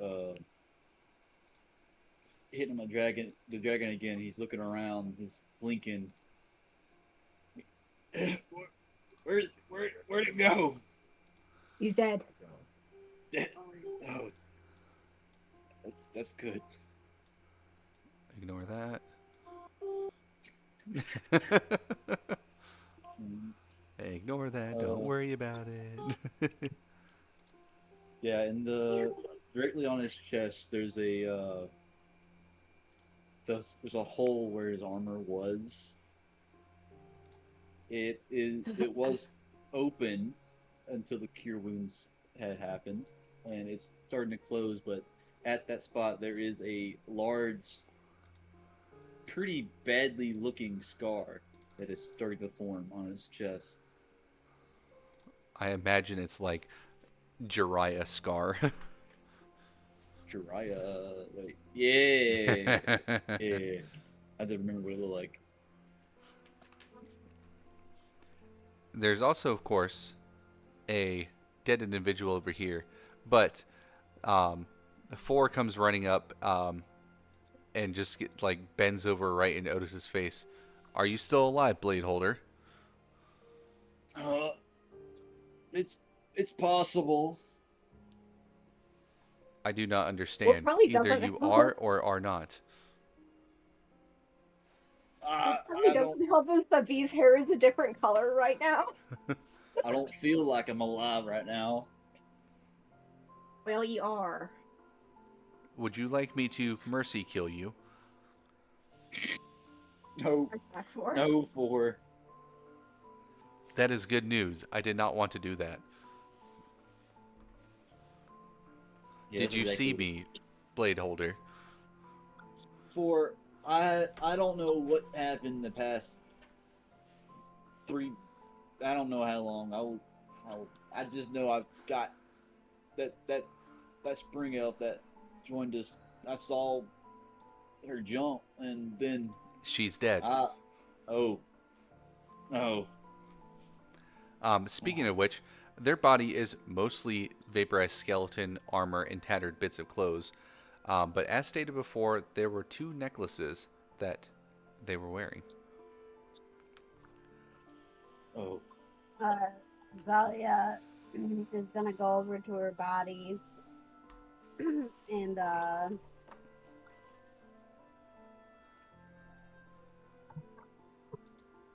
The mayor's soul rests. yeah, like kind of do like a prayer over her. Does she notice the necklaces? Um, yeah, go ahead and give me a perception check with advantage as you look down. They're about the only thing not totally destroyed on her body.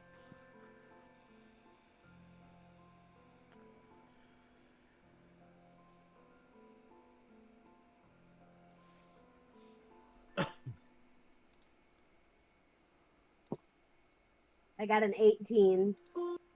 With an 18, you recognize both of them. They are 2 different crests.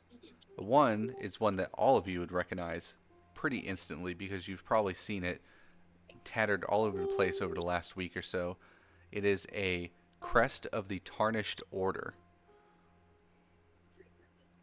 The other crest is one that only you would recognize, Zelia. It is a cluster of vines with more vines sticking out, almost like it's taking the shape of the sun. And it is a silver-colored crest. Um, Zalia is gonna grab it. Um, and be like, uh, how? And she's gonna kind of just squat over her body.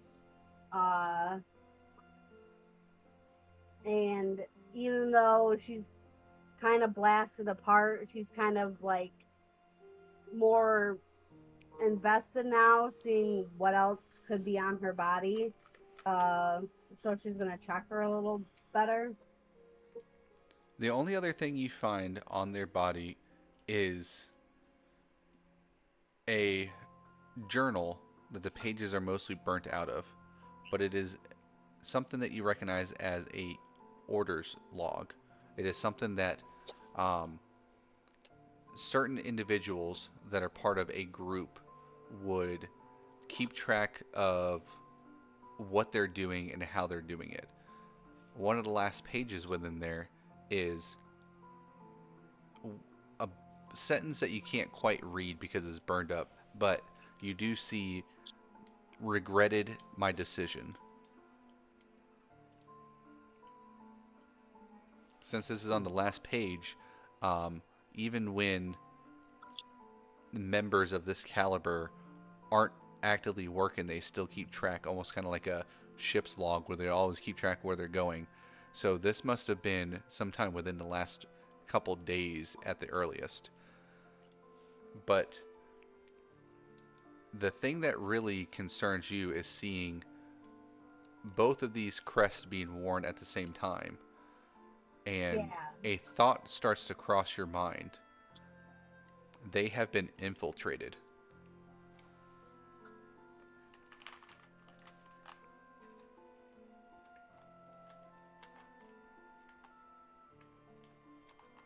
She's gonna stand there or squat there for a little bit longer.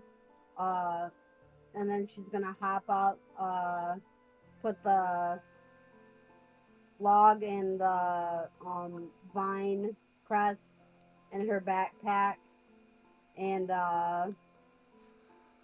hold on to the Tarnished Order crest and go to Arca and ask him. I will not ask, but show him what she found.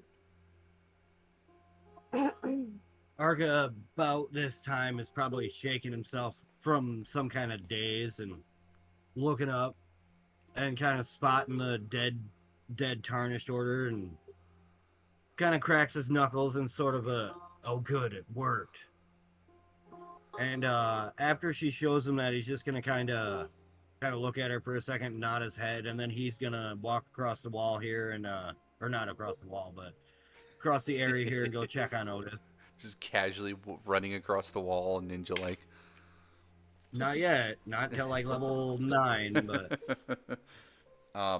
One thing that you will probably deduce from what you figured out or what you could read in his log is that, like many others, it seems as though River fell for the propaganda of the Tarnished Order. You already know that a lot of the members are kind of brainwashed into it, but it seems as though at some point in time, perhaps recently, they had changed their mind. But of course, that's not the part that concerns you the most. Otis, you have a bunch of people surrounding you. The mage and the other dwarf are just kind of they're kind of standing around looking at the damage to the building, and they're just like, holy fuck.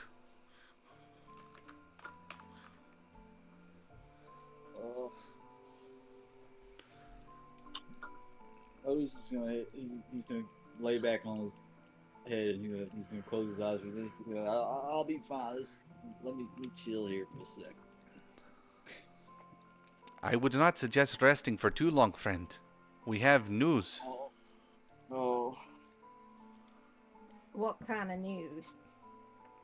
We met up with a certain furry friend of yours outside. They kind of saved our ass. Oh, They said that you... In here. Yeah, he said you would know him as the name Southpaw. He's been scouting around the town, and he found something interesting for both you and for us. Not too far from here is a shop, and inside this shop, other refugees noticed the captain of our order being taken down, prisoner, with a priestess and 2 other individuals. They are still here in the town. Shit. Someone help me up. I'll go ahead and already put on it. even pretty, yeah. All right. Basically, Arca will hold one and let V hold the other They're one. gonna like hoist him out. Even though Arca himself is pretty fucked up at this point too.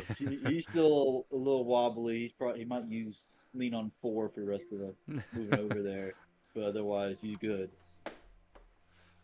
Blade Holder, I want you to understand that you are heavy. you too, 4. In like a rare show of absolute friendliness, Arca's just gonna kind of look at him and give him like a half smile and be like, "You did good, kid." Thank you.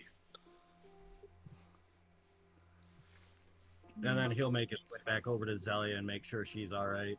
Now that he knows that Otis is okay. So the dragon was just a person, huh? Well, that Thring was just a person too, so maybe they're dragons and then people. Maybe they're dragons that can turn into people.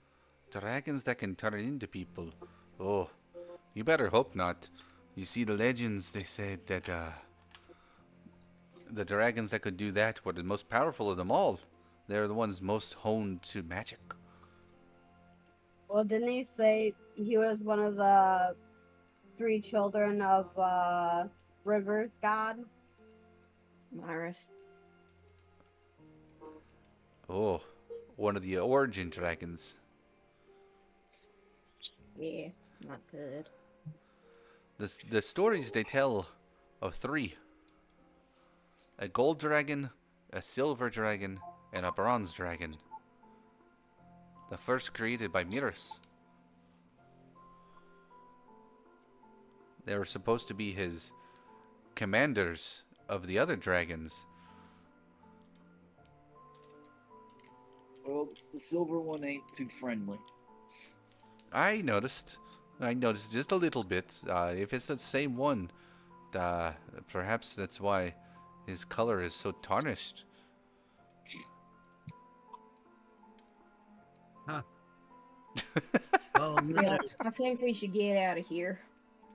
Yeah, let's I don't let's want go. Nathan finding us. Let's go get the priestess. I don't know if Shouldn't we're we in any shape. quickly. Say that again. What, Arca or me? Yes, Arca. Shouldn't we find a place to rest first? Oh, uh, I didn't. I forgot what the dwarves are saying. Both of you need rest before we do anything. I'm pretty sure Zalia's out of spells too.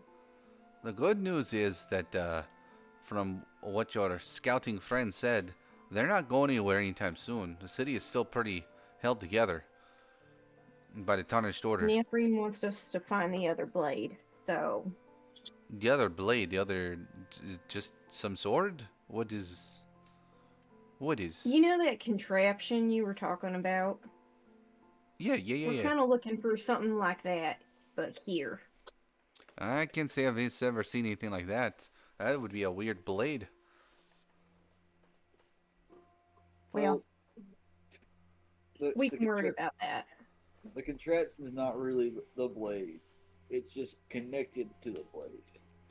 What do these blades look like?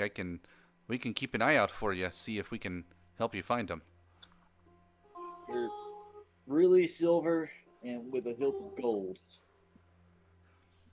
A hilt of gold and very silver. You see, Well, they look that way, but it's if you really know your metals, it's supposed to be aromat and regarat. aye. You see this one right here kind of looks down. Well, I wasn't big on the forges, but my papa was. Did it look anything like this? And you see that he reaches down and grabs a blade of Itrix from the dead dragon and holds it up. As soon as he does so, it slips from his grasp and just stabs into the ground. Oh, fuck, that was almost my foot. I'm surprised you could lift that. I've got a little bit of muscle. It's not that kind of thing. It's not strength based. It's got a mind of its own. Oh, Yeah, Argo hold his bullets out and say, yeah, it's more a matter of principle, you might call it. As these are one of the blades. you see that? I'm gonna try to put around his gauntlets and show him off. Oh, those are interesting. I like them. I'd love to study them sometime. Now's not the time. You see that four kind of steps over top of Otis and just kind of looks around and is like, if I had ears, they would perk right now. Via's gonna look over their shoulder at Zelia. Zelia, you want to try this one?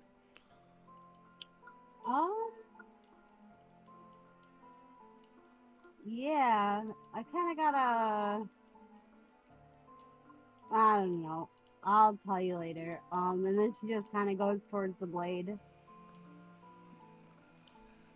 Zelia, as you step closer to this blade, you start seeing it change shapes. One of them, at least I would assume, is the shape of a staff. Then you see the shape of a wand. What do you think is another weapon that Zelia would see this blade merging into?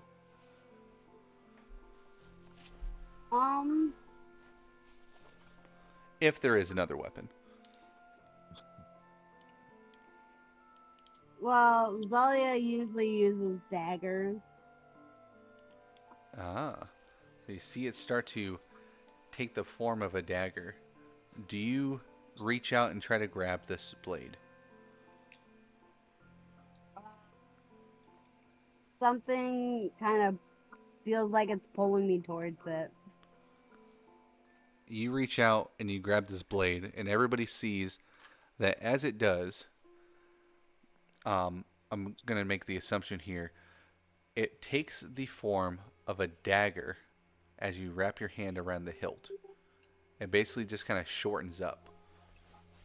You look down and you see that in the hilt is a diamond.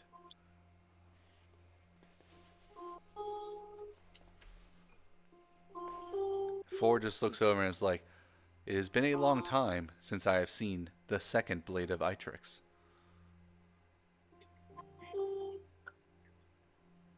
Arca's gonna kind of walk over and say, "Shouldn't this one have a protector as well, or are some of them lost?" It is concerning that the protector is not present. However, they could just be separated. But the thing is, if Nethrine already had it, why was he sending us to search for it? There's still Perhaps multiple blades, right? Perhaps this dragon had it, and maybe this wasn't part of the plan. Maybe he was going to keep it.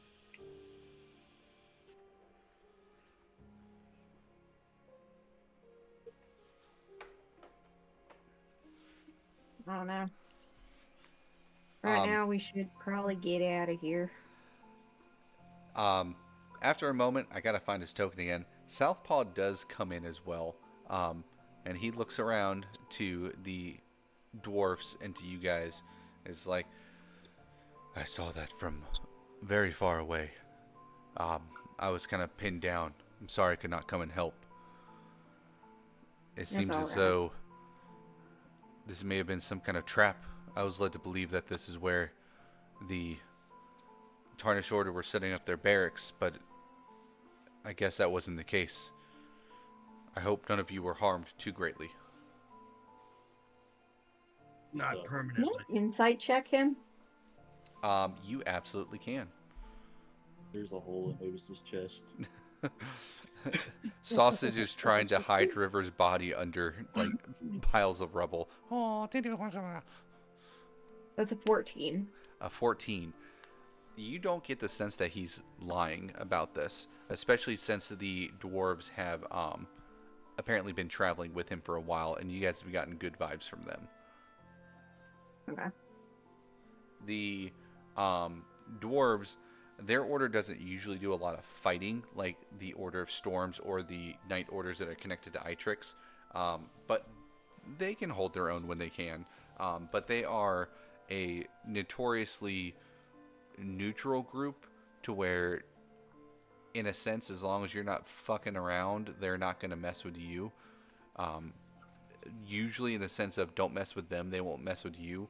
But of course, in the larger scheme of things, such as a city that's being under attack, if it's something that's straight up wrong, they will not partake in it.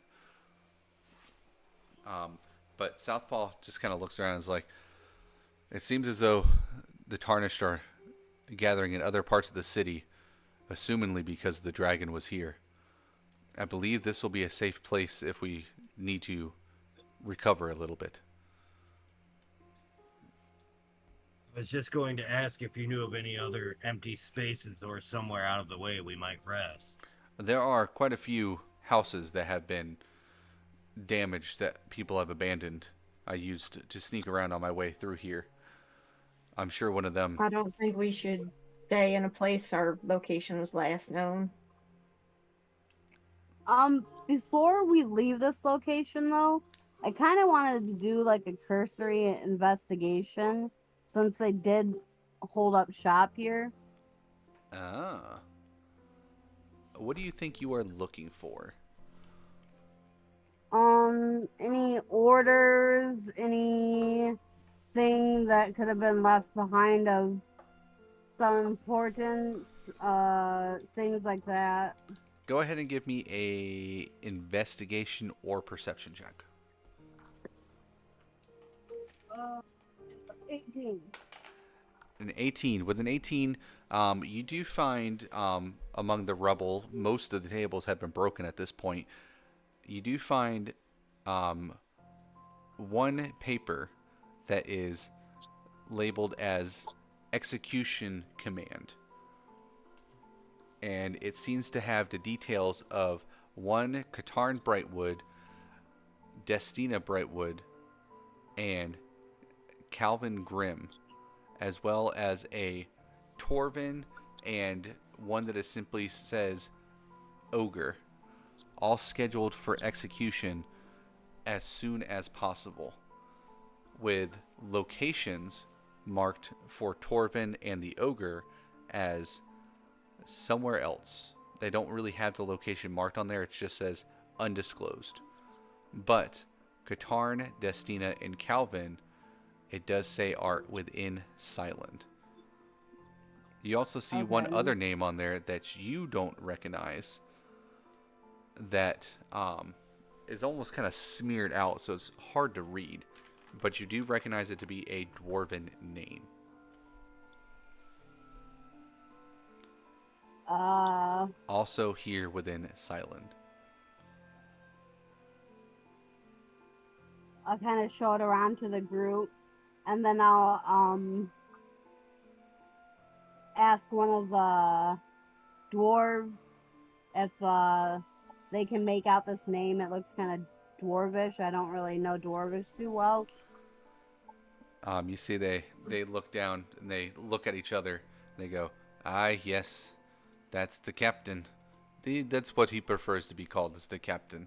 I mean, look how embarrassing this name is. I want to be called the captain too."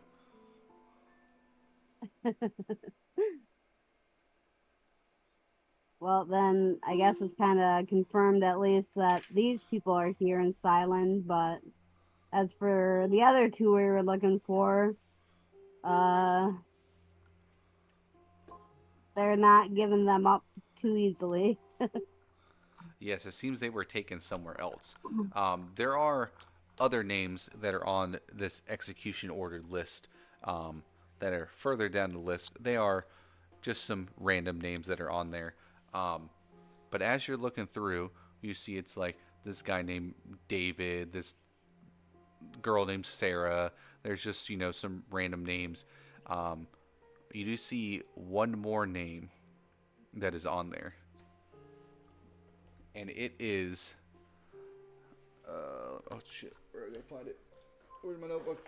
I remember the last name. I need the first name. It is Harry Dresden. No! I'm just going to type it out so that you guys don't have to try to guess. Camdra Vinelash.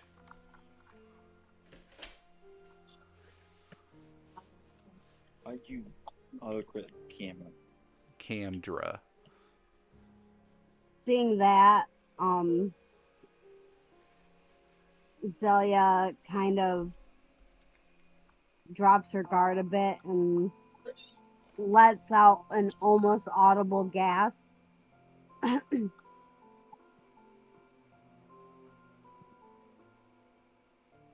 know who that?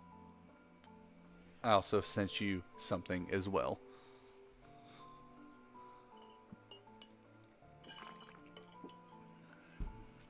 Mark is gonna get back to pragmatism. That's the spirit. There's probably no weapons here that we'd care for that aren't the blades. So I was about to say, can you there's go one ahead- that you absolutely care for here. Right, but I'm saying if they left any weapons, axes, daggers, staffs, things like that, we already got better weapons. So he's Yeah, gonna- for the most Marcus will part. Go ahead and see if there are anything like healing potions, rations, anything like that before we pack up and leave. Yeah, you are able to find 4 regular healing potions, kind of scattered around in the area, and 1 sealed scroll that you are able to tell is a magic scroll of some kind, but you don't know what the spell is. Would be best. You just go ahead and give it to Zelia. Be like, this is your arena, so go ahead and have this. But he's gonna keep 2 of the healing potions to get back up where he was, and just sort of drop the other 2 in the general area. Be like, whoever wants them. It'll take Zelia a minute to get what he's actually saying, and she'll kind of gently take the scroll from him and stuff it in her backpack along with the other stuff that she found. 4 walks up and looks at the potions. Should I inject these in any of you? If we can find a place to rest, we should be fine. But Hold on to him for now. Very well. hopefully we don't get down the way. He's going to load them into his hand. However, if anybody else needs to use them, they can be used directly from him, almost as if he's a backpack. But it has to be close. We'll be So the backpack and For the backpack, that is me. Telpha, can you show us a different place to rest? Yes, I don't wanna absolutely. be in here anymore. There's a building a couple blocks down from here that should work. And while you guys start traveling, I don't have a location for that one. You guys can go ahead and take your short rest, assuming that that's what you're taking. Unless you guys want to take a long rest. Up to you guys. if we've got time, I think a long rest is a better idea. From what you understand, you have time. Actually, before you guys long rest, go ahead and level up to the next level. a level. You. This is the goat. I believe that should put you at level 4. It does. It's time to I roll can my hop on HP. buildings now. I am level What's the- 4. What's the roll for HP again? The rule for HP is you can either take the average or roll. If you roll and you get a 1 or a 2, you may re-roll 1 time, but you have to take whatever that roll is, even if it's another 1 or a 2. What's the dice? Do you know? Um, Depends on the class. It's the same as your hit die for short rest, I believe. Let me find that out. Classes. What level is 4? 4 is level 3. I can level him up too. Ranger. Their hit die is. 4 is better than a 1.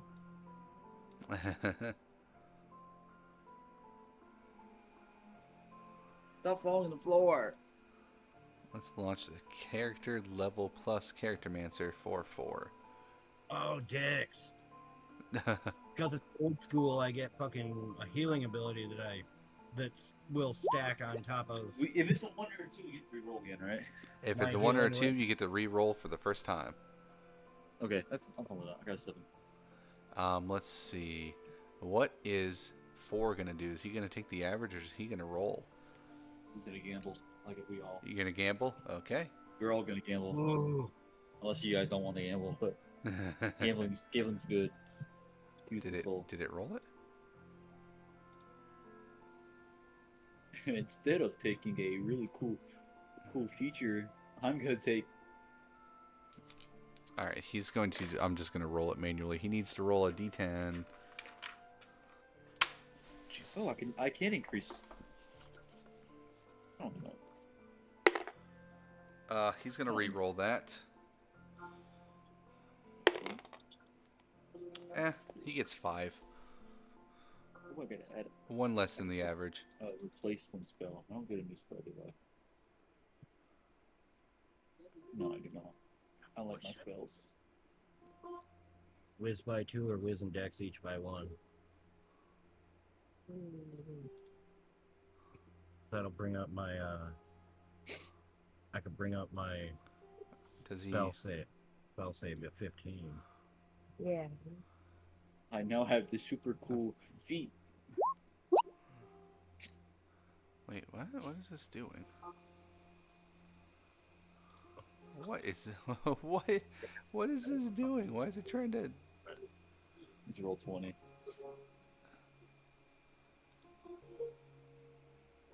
Take a feed. Okay. For some reason, it was really freaking out on me there. There we go, I think.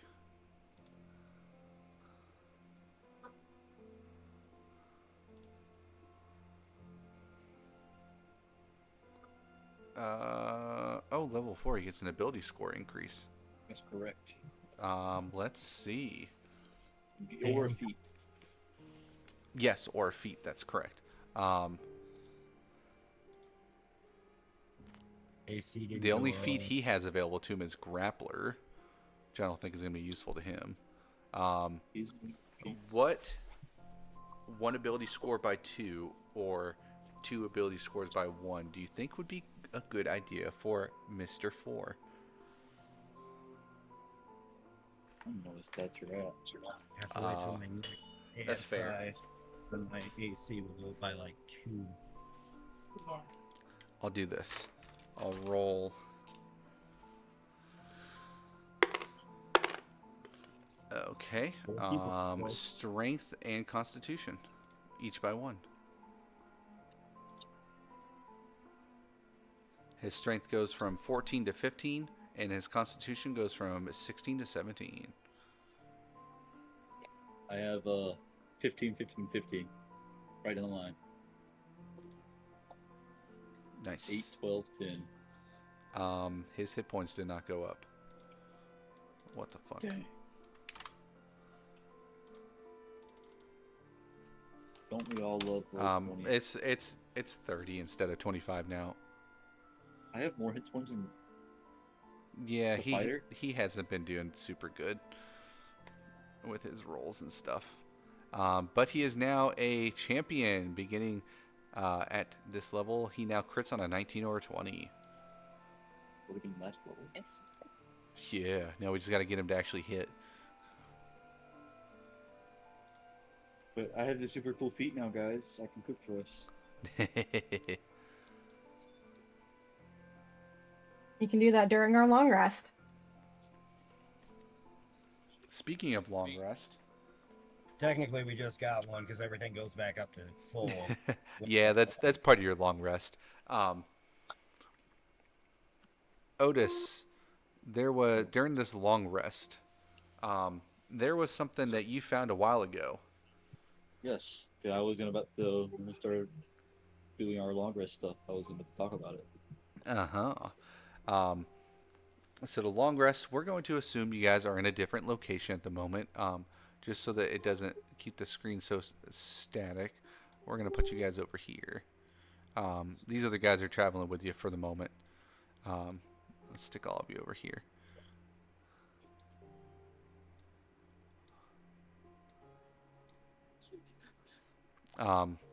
As you guys start, you guys make a little campfire in it, or a little fire in the fireplace. Otis, you remember this item that you have that you kind of forgot about.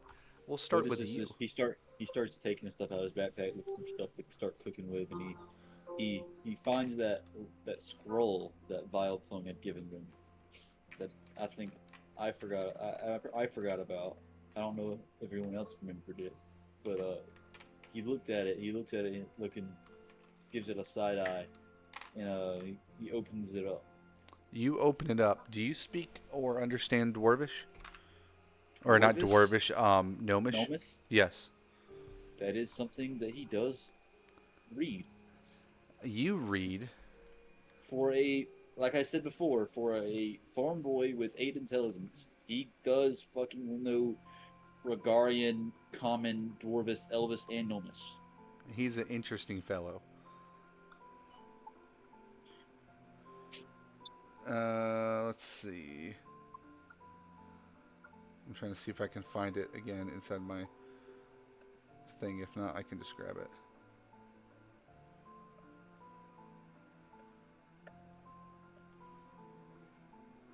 I kind of went back to pre-bubble. I could have put the wisdom up to I'm sending you what this says in your messages. Without reading it first, I would like for you to just read it out to the group. Okay, cool. Cheeks pan, speedy chicken, and roasted potatoes for a fuss-free dinner. Hang on, let me put this in character. I'm sorry. A sheep pan, speedy chicken, and roasted potatoes. Speedy. For a, I said it like Otis would say it. For a fuss-free dinner where all the flavors meld together you can make a roasted spidey pan. The potatoes, chop baby red, or you can gold potatoes into bite-sized chunks. The chicken, dice 1.5 to 2 pounds of boneless, skinless chicken breast into bite-sized cubes. The prep, toss the potatoes in olive oil, salt, pepper, and garlic powder. Roast them at 400 degrees Fahrenheit. I don't know what that is. For 20 minutes. Come on. Pull the tray out. Add your marinated chicken cubes. Drizzle everything with extra spidey sauce. And roast for another 15 to 20 minutes until the chicken is cooked through and the potatoes are crispy. You have found the secret lost gnomish speedy chicken recipe, which is ironic because when I had decided that that's what this was going to be, I did not know that you were going to go chef with him. You didn't know I've talked about it before. I had completely Incredible. forgotten it was supposed to be a completely troll scroll that Vile Tongue gave you. It was decided the day that I was telling you guys I was eating speedy chicken. Well, I guess we can try to make some use of this. And Yeah. Otis is going to attempt. This is where he gets his self feet, is because he made this spicy chicken. Um, yeah, go ahead and give me a survival check with advantage as you gather up the ingredients and try to cook some speedy chicken. While he's doing that, Zalia is going to examine the scroll. That is a 19. A 19. You make a delicious batch of speedy chicken. Something that is so good. But none of you have ever had this before because it has been a lost recipe that has been talked about forever. Why did it just make me re-log into Roll20? I couldn't find all the exact ingredients, but I made do. He done did made do. Man of wonders. I don't know why it just made me re-log into Roll20. That was annoying, but whatever.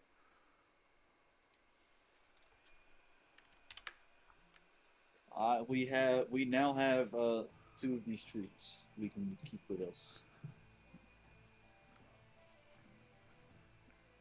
As with this speedy chicken that you made, everybody will get advantages on their next Constitution saving throw if they eat it. Fuck yeah! But yeah, there's a 1, 2. Or 3, I'm sorry, 4, on their next saving throw in general, if they eat it. There is enough for all of us, with the exception of 4 and sausage. I don't think 4 needs to eat. 4 Sausage. just looks and goes, if I could smell, I would say that smells nice, Blade Holder. 4 has Sausage found a can- rat and is way more interested in that. Sausage can eat Officer's plate, my plate. He's way more interested in this rat that he found. He's holding up. I said 4 was the No, I might have. That's sausage. Sausage eating the rat. He holds it up with tons of tiny little bite marks taken out of it, completely raw, very proudly holding it up to for the party to see. Oh, it's a patapita. Just like I give the skin a little bit of a roast so he can enjoy that. You see, he tosses it to the side and grabs a new one. Oh. Zelia, you said you are checking on this scroll, this unmarked magical scroll. You can tell that it is magic, and that it is some kind of, not necessarily. It's hard to explain because I don't know exactly what a school of magic this would fall under, but you kind of get the idea that this is a defensive spell of some kind, but you are not able to pick up exactly what. Can I make an Arcana check on it? You sure can.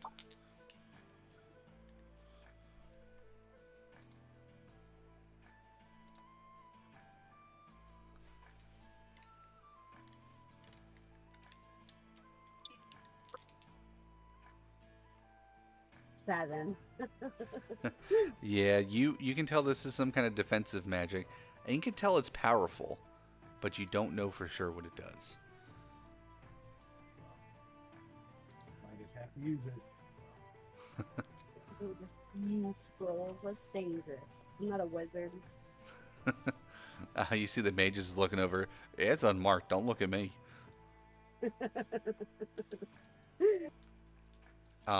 What is everybody else doing during this short rest?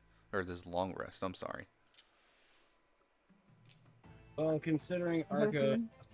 just went up by 1 dex and 1 whiz, he's just gonna spend about half of it, just practicing sort of shadow boxing, and then the other half meditating. Seems fair. Um, at some point, I think V would probably go over to Otis. I don't know if that's while he's cooking or just at some point during the rest. Give me your armor. Yeah, he gave her the armor white, and he was cooked shirtless. He's that guy.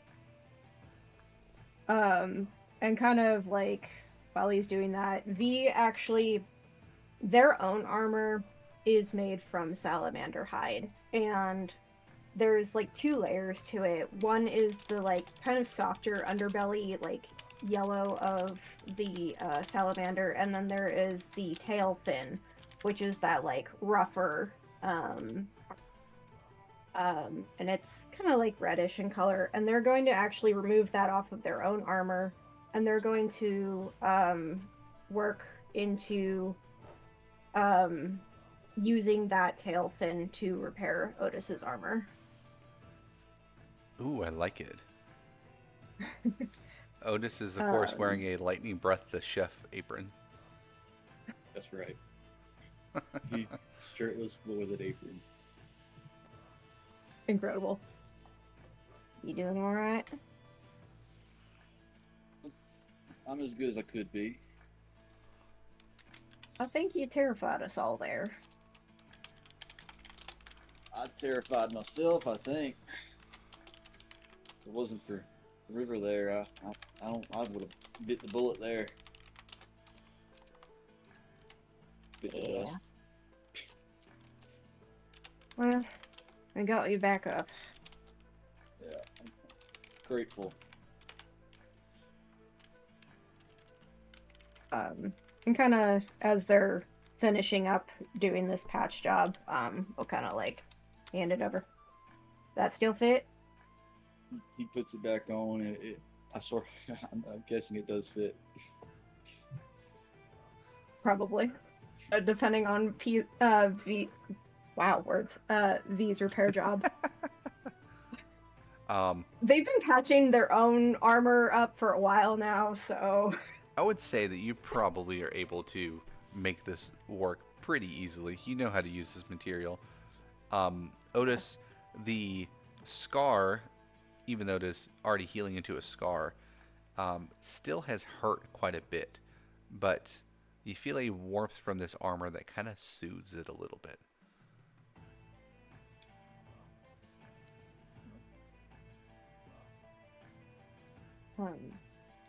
Otis, can I ask you something? Yeah. When we were back at Jordan's Inn, I kind of overheard your conversation with him. Think about your family farm. Yeah. Is everything all right over there? I know you didn't really want to head in that direction. I didn't want to bring any trouble over there if I could avoid it. There's people following us over. I don't want to get the kids hurt. A lot of siblings? Yeah, there's at least there's a couple of them still over there. Some's moved out. See. You the oldest then, or? Oh no, no. That'd be Lucy there. She's about 30 now. She got married off before I could really be thinking stuff. I was maybe 11, but yeah, she's out. Good 2 years life. ago, got it. That would actually be 8 years ago. Let's see. I'm the middle child of everyone who's alive.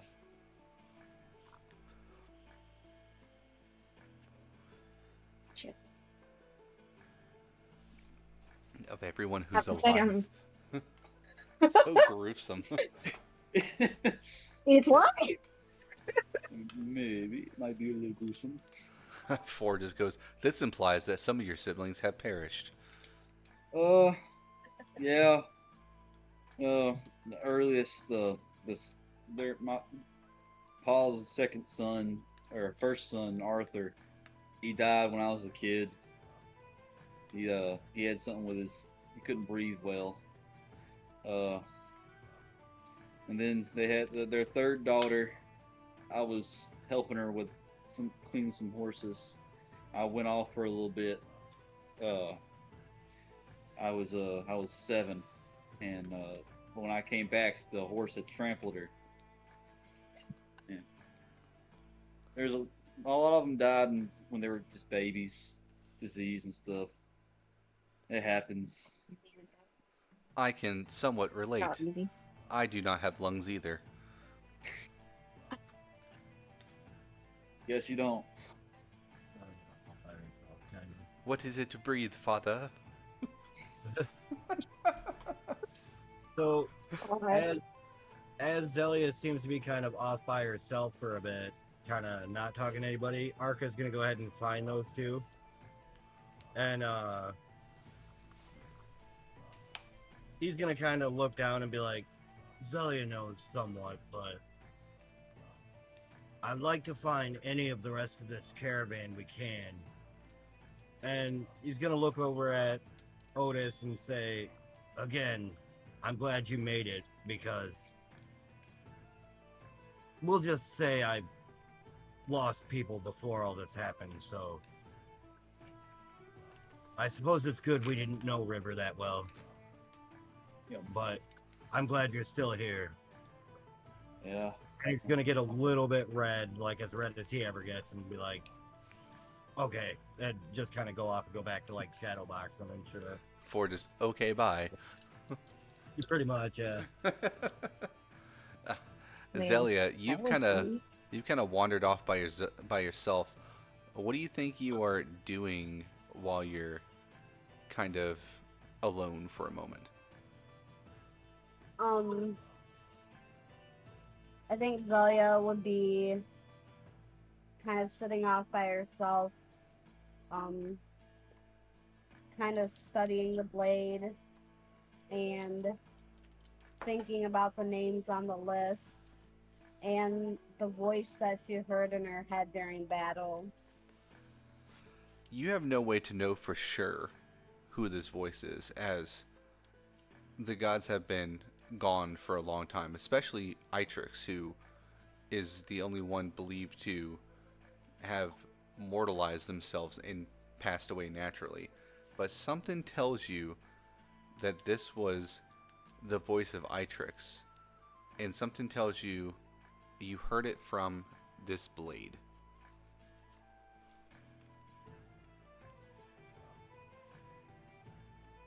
But you start thinking of the names, and the first thing that comes to your mind is the 2 necklaces that you grabbed. It is something that you know of, that to have the one that is not the tarnished order one is not something that happens lightly. And that is just if it is a bronze one. If it is a silver or a gold one, it is of even higher value. So to know that somebody was donning this and donning a Tarnished Order crest at the same time, whether or not they were still a member, it keeps racing through your head.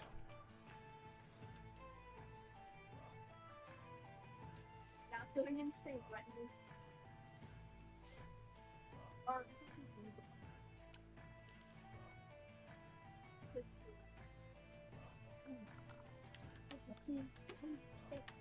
I think I love you. Okay, we'll find something.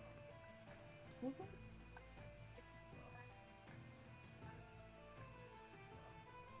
We'll figure something out. Right? Get something to eat. Sorry about that. Oh, you're fine. You're fine. It happens.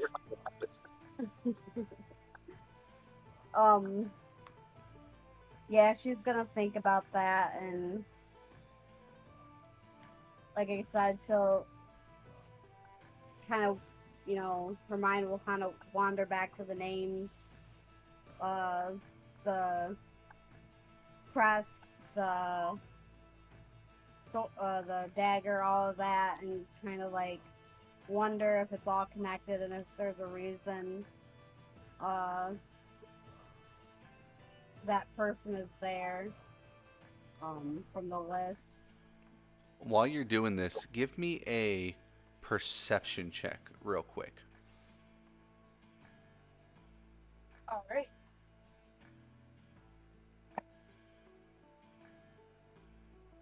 $16. For a split second, outside of a nearby broken part of the wall, this building has been damaged greatly. You think you see a figure, but a blink and a look over, and it's no longer there. It was tall, taller than even Four, who I believe matches Arca with height as the tallest of the group, by probably about a foot. And you're not sure if you were imagining it. Perhaps you're tired and worn out from all your use of magic and, of course, fighting a giant fucking dragon, or if it was something that was real. But you don't catch any kind of scent or anything else to tell you that whoever or whatever this was is still there.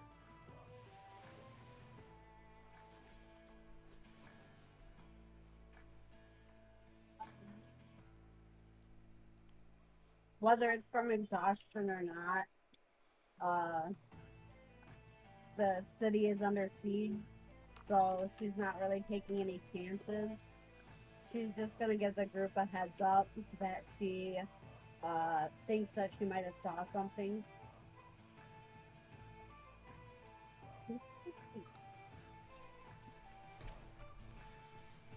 Four offers to take watch for pretty much the entire night because he does not need to sleep. Sausage dons some tarnished order soldier's helmet that he found on his head and stands on top of Four's shoulders to help him keep watch. That way you guys can get your rest for the night or for part of the day, as it is still... your fight with the dragon went on a lot longer than you believe it did, and day was already starting to break. By the time you guys wake up, the sun is already starting to set again. And you know that about 2 blocks from here is the shop, which these prisoners were believed to be seen getting carried off to by some of the other survivors of the city.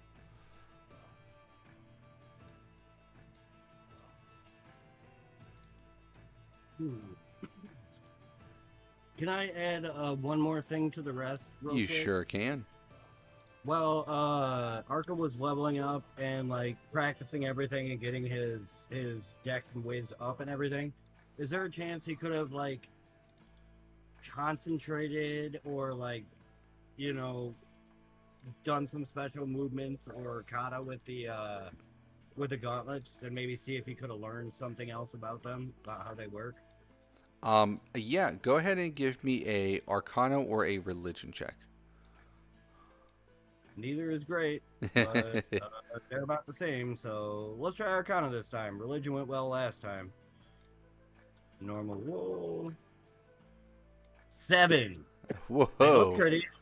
Look pretty. Yeah, you're kind of able to kind of determine how to trigger the flame pretty decently. Also during this time, after seeing four kind of do some fancy stuff with it, um, and then you doing some fancy stuff with it, based off of partly seeing four, partly kind of getting a feeling. Um, Otis, you also kind of start grasping at something, and four kind of shows you what he did before with the blade. Arca kind of shows you what he did with his blade, and Otis, you can do a similar thing. Once per long rest, you can add,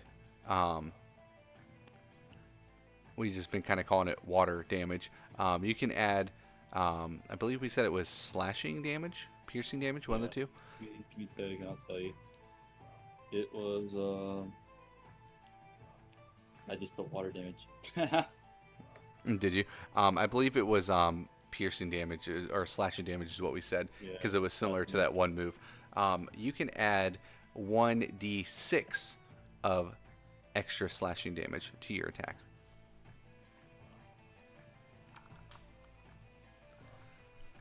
Is that once per turn or like once per rest? Once per long rest. I'm sorry. Okay. And of course, for you, with your flame, it is a 1d10 that you get to add. A little bit more oomph in your step. Zelia, you of course just got your blade, so you have to have a little bit more of a connection to it first. Yeah. I'm just calling that Itrix's of Wrath.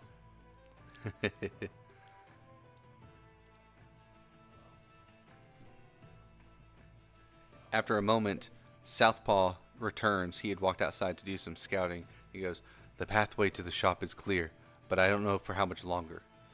If we are moving, we should move soon." All right. I think Y'all we should. ready? I'm as ready as I can be. Still a little sore from that lightning, but it won't hinder me. It will pass. I'm sure it will.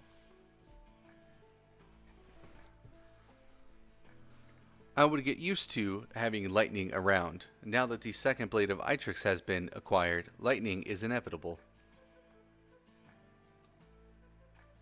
Enjoy.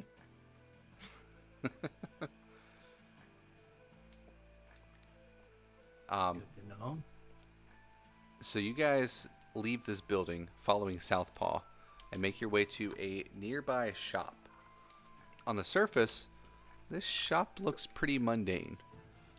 Southpaw jumps out and calls for the dwarves to follow him.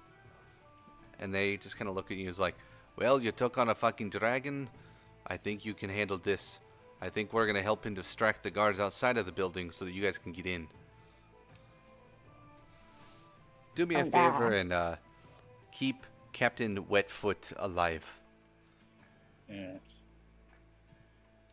And don't tell him that we told you his name. He's just the captain. Captain Dennis Wetfoot. And do our best. after a moment, Southpaw and the dwarves go out. They start attacking a couple guards that are nearby, and they run off. The guards, of course, go chasing them, and the way into the building is clear. Go in. And you guys head inside the building. Shoop. It might take a second for it to load on this screen. There, it's getting there. What I'm trying to figure out. It's getting there.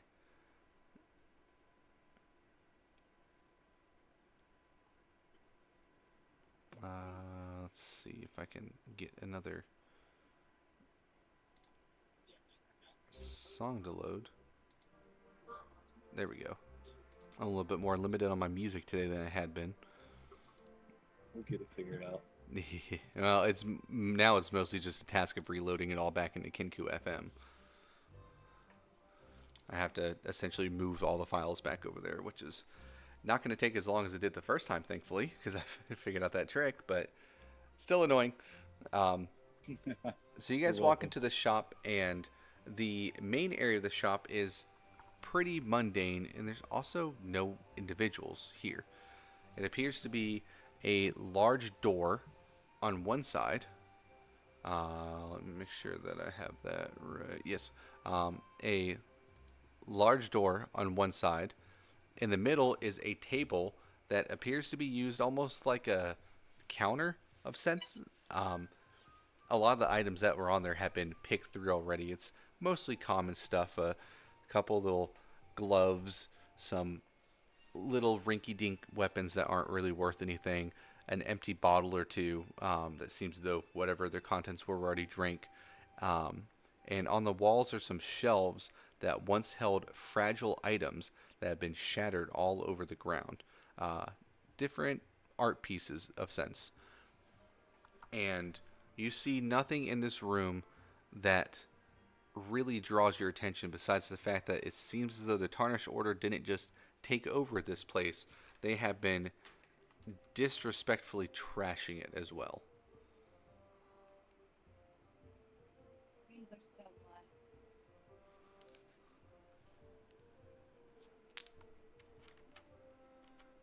Yeah, we got nothing.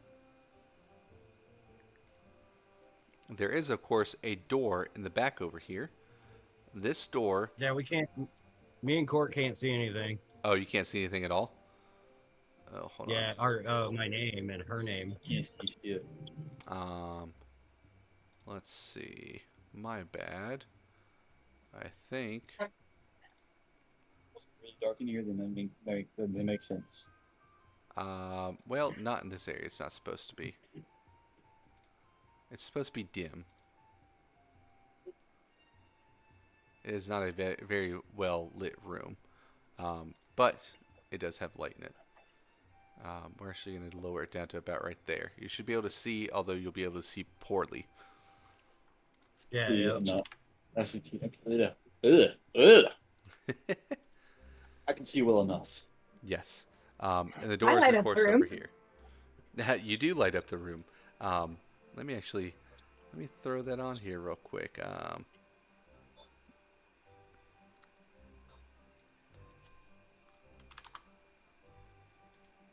Boom. That'll help at least a little bit. Well, maybe if I do it right.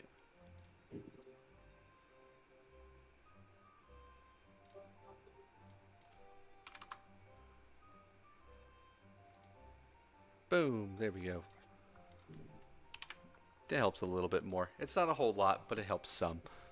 As V moves, you'll be able to see that kind of changes. But yeah, it doesn't even look like the Tarnished Order have actually taken this room. It almost looks like they just trashed it and left. The door that's on the backside there has a plaque on it that says employees only.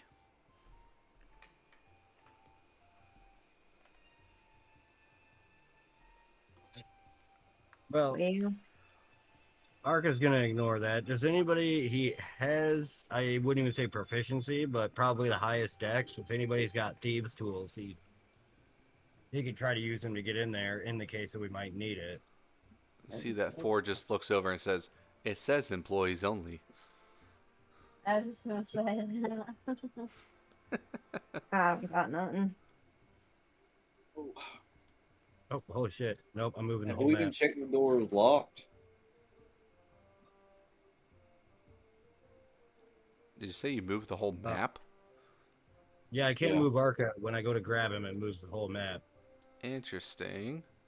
Oh, you're right clicking? Nope. It just got a little fucking pan. Because you accidentally have the pan on.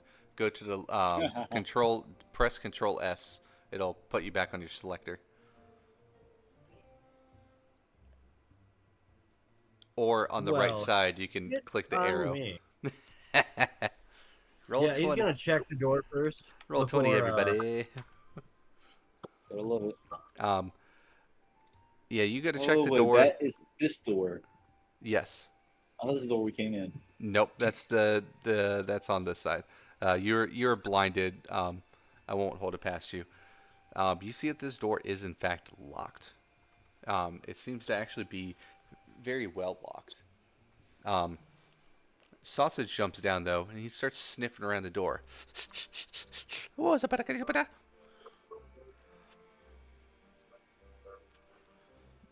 you got, boy? You see, he looks up, and there is like a tiny little vent above the door. And he goes, and he holds his hands up.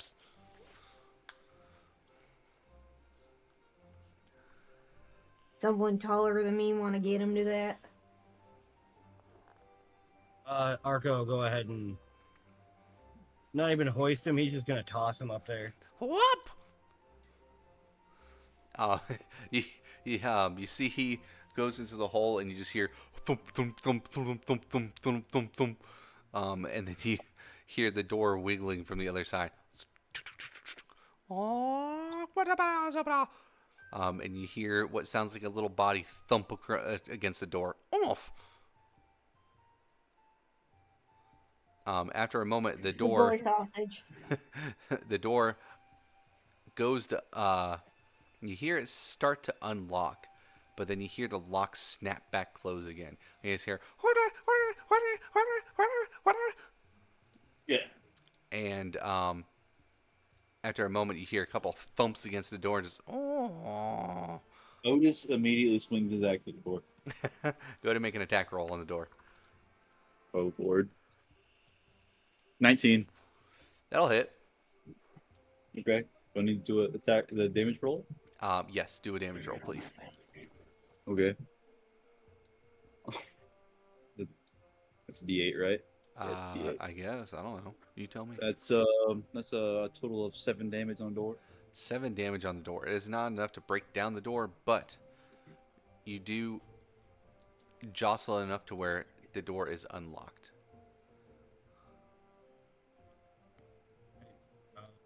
If nobody else is going to, Arca's gonna go ahead and rush on through. Oh yeah. Looks like Arca and Otis. I know I hurt my boy. Stuff. Four stands behind you and goes, Blade Holder, I will make sure nobody enters this building. Copy.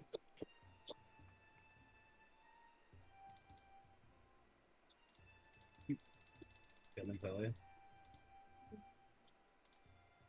Well, I don't know why the door freaked out like that when I clicked it. Yeah, I'll move Sally as well. You guys see that there is nobody within this hallway. But you do hear way down at the end another door slam shut.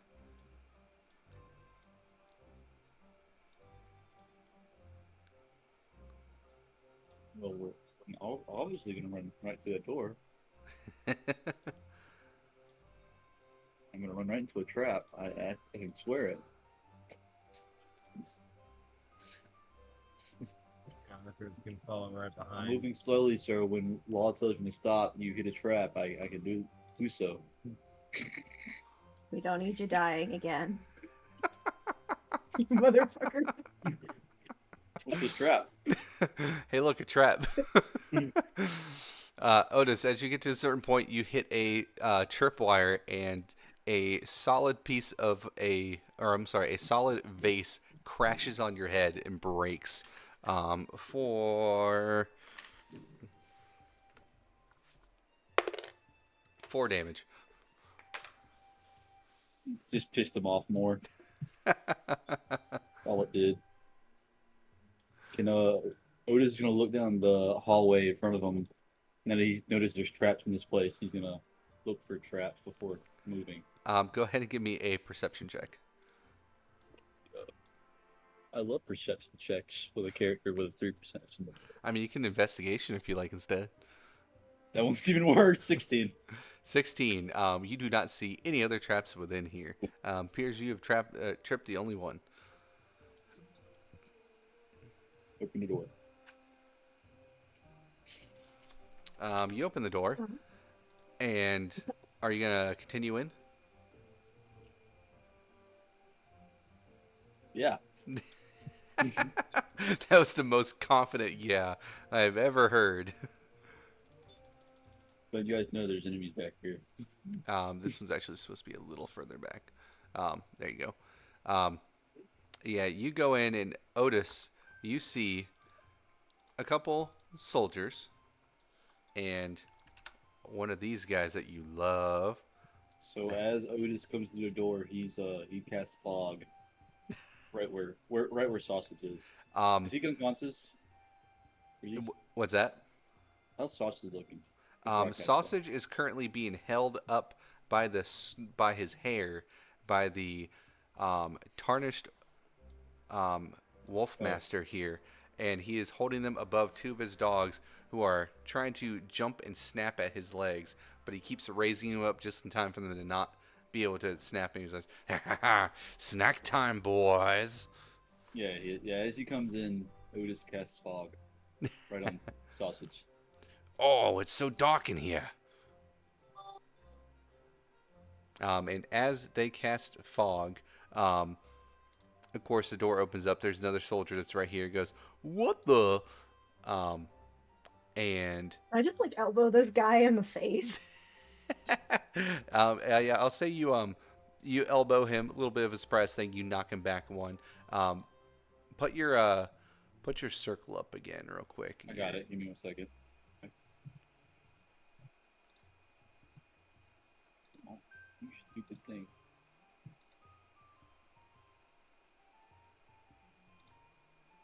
I cannot make it bigger.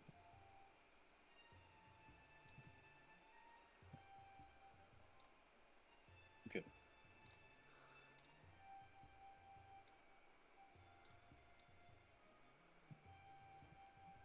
I'll let you do it. There we go. And you have created fog. Okay. All of you guys see the turmoil that is in front of you. Sausage for a moment being almost snacked on by some dogs, being used as a cheap little squeezy toy.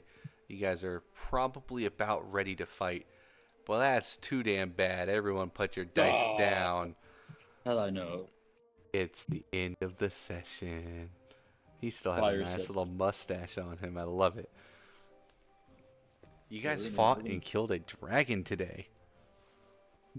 And almost died in the process. I mean, that's to be expected. It's You a did? dragon. That's a dragon. Hey, look, Dragon. one of you got seriously injured, and two of you got very, very badly injured. It's not that big of a deal. Hey, Otis is already mad. He's starting to start raging. I like how the whole time you guys are chasing down Sausage and see that he's almost being turned to a chew toy. The music in the background is just do do do do do do. Well, I don't hear the music. It's just the most calming music ever to exist. Well, I didn't even ask Before about the other three. before we hop off for the day, shout out to Michael Gilfie Studios. They're the ones who we get our music from. Not this week, but next week on Tuesday, the Veiled World will take back off again. I have to take care of some bullshit tomorrow.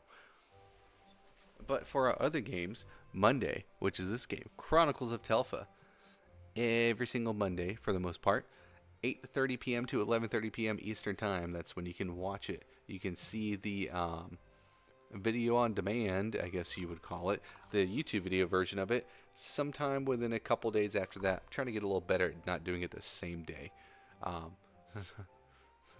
Chronicles of Joker. Very nice. Our other campaign, The Veiled World, is on Tuesdays from 8 a.m. to 12 p.m. Normally, not this week though.